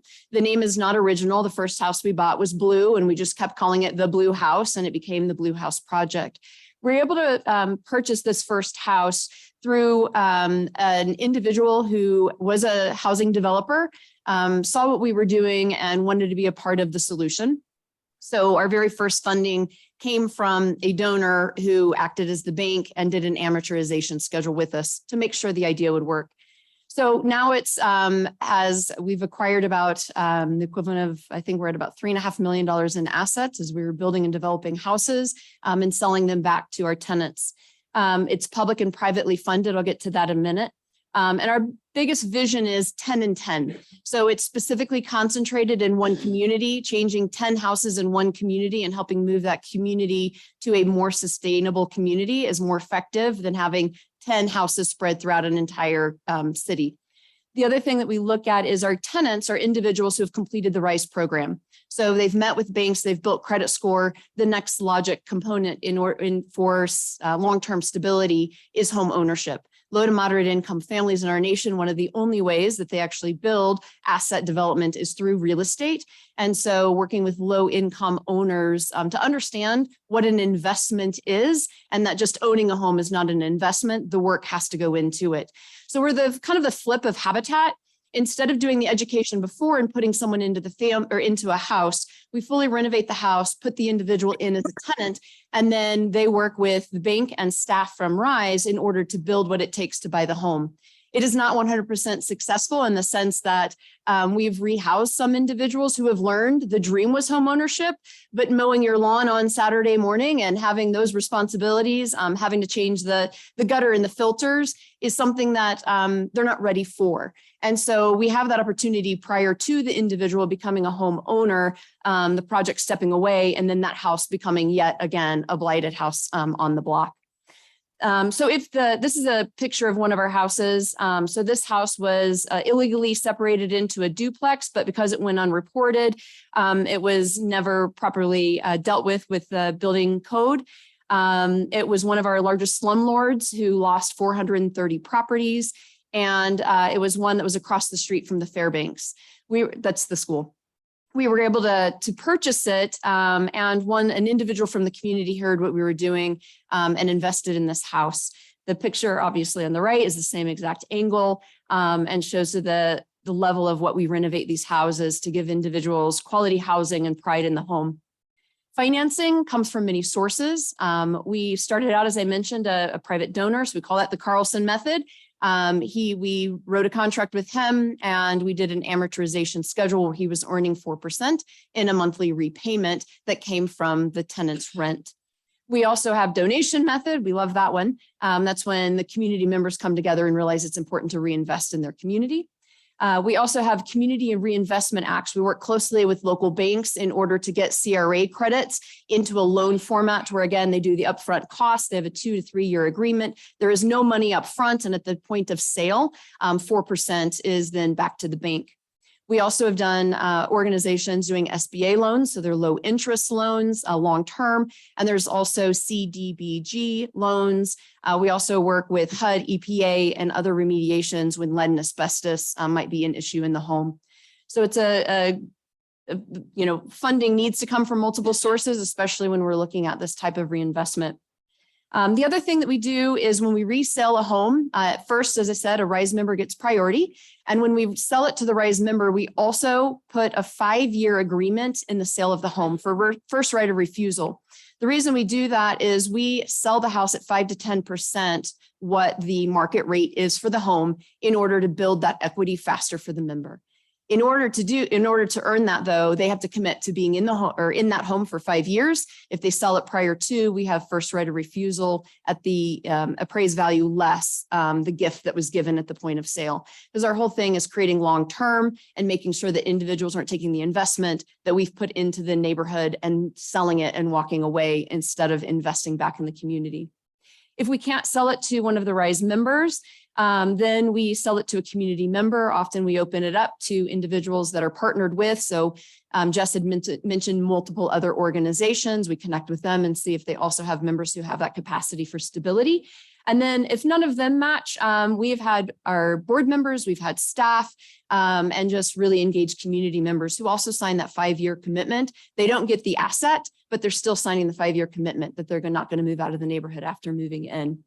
We also then in that 5-year are a pesky but wonderful neighbor in the sense that we're going to be checking on that they're meeting city codes, that grass is mowed, that trash is picked up, that the trash can is not out on the curb, which is a problem in our community, and just the basics of what it takes in order to begin to invest in that community and continue the beautification of the home in the neighborhood. So over the last 6 years, we've really developed this program in the last 2 years. We have done 17 homes. We have 6 on slates to purchase. We've been recognized by the state. And so in Missouri, we've been given funds in order to pay for not the materials, but the labor. And then we're partnering match dollars for the materials in order to do 6 homes this year, in addition to the 5 that we already have going. So, questions? Yeah, that was a lot of information. We have 52 seconds. Woo. Yeah, thanks. Counselor Martinez Ortega. Thank you, Madam Chair. Thank you both, or all 3 of you, for those presentations and the work that you do in our community. We really appreciate that. Have out of the homes for the Blue House project, have any of those been in Pueblo yet? Not yet. Okay. I really went and found several, and I do actually have a question. So one of the things in Springfield that we're working on at the state, where the city managers, mayor, we've all gone to our state representatives to look at land banking. Just in our concentrated area, we have 20 homes that are just in limbo. And we're really trying to prioritize those because they do cost money, service calls, boarding them up. Most of them have been abandoned. There are liens against them. And what we're looking at is creating a method to where those liens can be removed so that the reinvestment, right, is a better option when it's not a $60,000 lien from taxes, neglect, and all the other things that compile on it, which is why they maintain and sit. So I didn't know if land banking has been used in this area at all. Many of you might have been getting emails. We've been trying to research this. And if not, do you have any idea how many houses are trapped in limbo, if you will, because there's either not land banking or they've been abandoned, but are in that long legal process. Anybody? Yeah, we do have the vacant property registration list. I don't know the number of houses off the top of my head in which the city has placed liens. You know, I think there's about 100, there's about 500 vacant properties. Started out with a list of 2,500 in these neighborhoods. And it's been whittled down because we, turns out they're not vacant or they recently were sold or something like that. We've got about 189 properties that have been registered as vacant. They pay the fee. But the city now has liens on 187 houses for $1,000 for the vacant property registration and the penalty. And we're just in the process of going to offer those liens for sale to the private sector so they can foreclose those liens and obtain title to the property to do much of what you're talking about. I hadn't heard about this program before, but you know, might be the kind of thing that we'd give you the liens. I mean, yes, certainly please. we'd have to have conversations, but Yeah. if there were properties you're interested in, we had a lien on, we could give you that lien. You agreed to redevelop, foreclose the lien, obtain title to it, and as you say, restrict the use of that for affordable housing for a period of time or for one of your clients. So those are certainly possibilities, I think, that would be very exciting for me to talk with you about. That's because wonderful. We want to put that back into productive use. So many of the homes that do get purchased in Springfield end up back in slumlord hands. They do the minimum to get them rentable again. And you have a home that's been vacant for 6 years. Some of them may not even have electricity throughout the entire house. And it's just back into a system that no one's going to report. And so our biggest thing is not only renovating them, but limiting them to low to moderate income homeowners at an affordable rate. We're still able to pick up houses $55,000, $65,000. And I did some quick search here, and unless you're able to get them in this capacity, some of the homes that we were looking up were $175,000 for a 688 square foot home. And that isn't necessarily even ideal for many families that are going to have 2, 3 children, 2 children of non-same sex. So it's an option that keeps them out of the hands of landlords that sometimes don't take I'm trying to be very, you know what I mean? Not the best landlords. And it's making sure that they are staying affordable. The other thing that we do is we keep them off the LMS so that we're not, if we're offering a house at $10,000 less, we're not bringing down comps. And then the same, if we have a house that we've renovated because we have funds to renovate it at a higher level than maybe what other homes in that neighborhood are, we don't want to have it listed at a really high level. So even if we're going to sell it, we'll work to sell it off the market to not falsely inflate a neighborhood that's already dealing with inflation in that manner. So I think that we're definitely open to the Blue House project coming to Pueblo, but I guess House just. project not effective though if you don't have programming. You guys were talking about buildings and resources and that sort. It's the reason that it's successful is that it's paired with programming that's walking through individuals. And that's where the RISE program, partnering with other community organizations that already exist here, that collaboration is so important. Gotcha. And what would you, my last question is, what would you do with SPAN, considering like your. I saw the eye in the proposal sky? and I'm curious why it sat for 5 years after such a great proposal. So what happens at our facility? It's 5 acres. Do you understand that? SPAN is on 5 acres. 6, one more. 4.6. Okay. So here's what exists at ours. And this is a model that we really looked across the country of what was happening. Kansas City has been offloading a lot of their properties and that sort. So what we do is blend.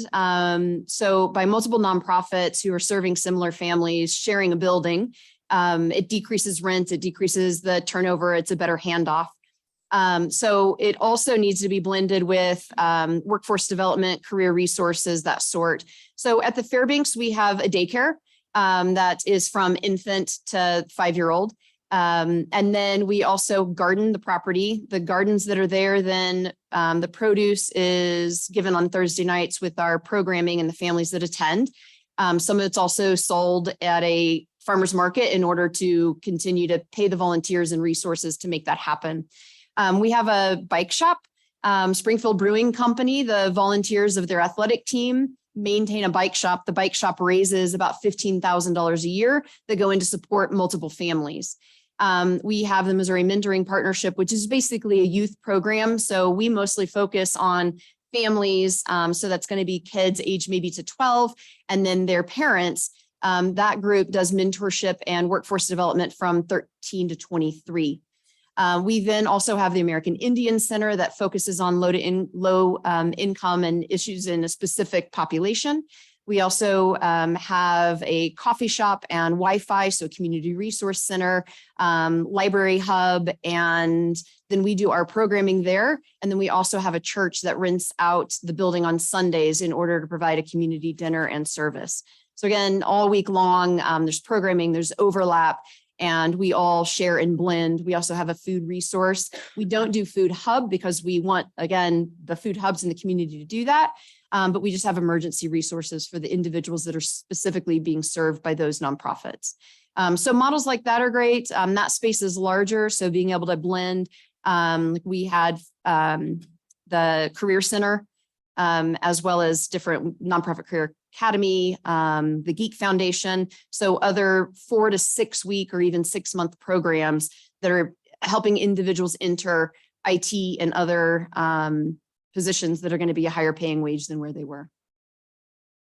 You have 4 acres, so I also would love to put in a like cottage community that's something where it's a transitional for individuals that need a housing first model. They're able to then have all the resources and then move into the Blue House Project. Great idea. Thanks. You're welcome. Counselor Warner, did you have something to say? Okay. Other questions or comments? We do. Would you want to be the, okay. Just so you know, the city does not own the Span campus. I know, I saw that it sold and it sat for 5 years. What I'm curious about is so this is why I got involved in the school that I'm in. Someone's responsible for that property. It's open. So when we drove by, there's obviously people that are breaking into it. So it's a police call, it's a service call, it's a fire risk. It's not mowed. Someone else is making a phone call. It literally is costing the city money to not be developed now for 5 years. Is there, are the Well, fines it's fi- the organization that purchased it? Like, Well, excuse me. Hi, I'm Counselor Regina Maestri. I invited you all in to come and speak. It needs the right facilitators. It needs the right nonprofits in there. It needs someone that comes in that has a history of doing exactly what you're talking about and being able to sustain it through that.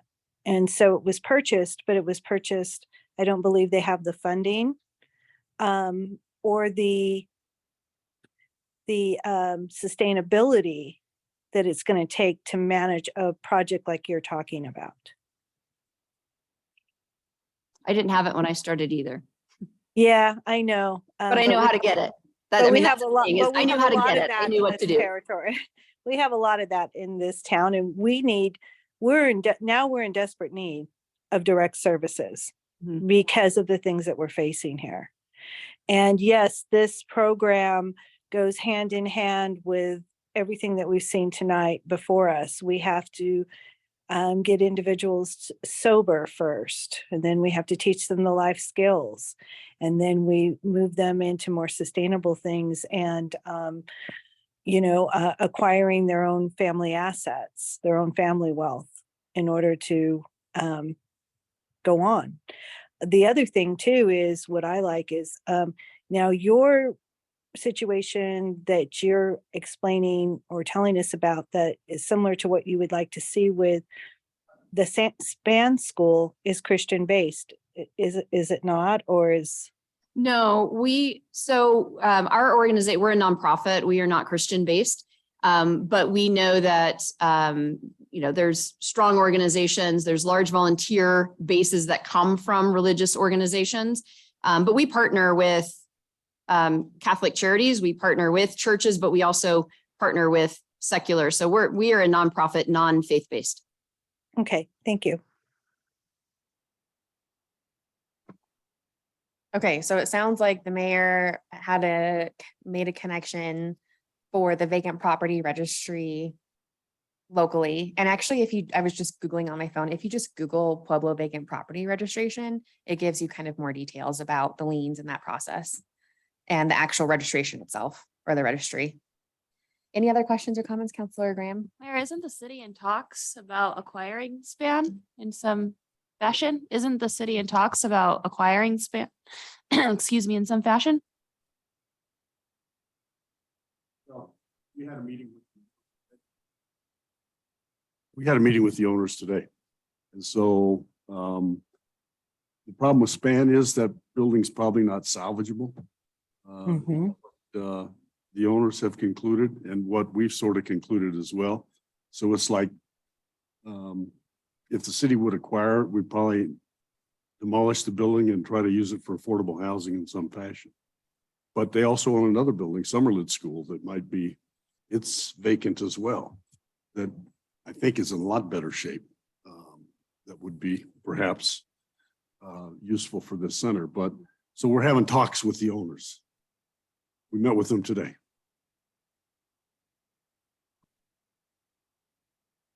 I would say Span is a neighborhood that needs it more than the other, for sure. We have a study done on it, an environmental study or? We did a phase 1 environmental study. We have an appraisal done on it. Was there lead asbestos or anything in the phase 1? There wasn't any obvious of. asbestos in the phase 1. Thank you. Great. So it sounds like we'll be in talk soon. Seeing no other questions or comments then, thank you so much for joining us and glad that you're back in Pueblo. And I conclude this work session at 8:07 p.m.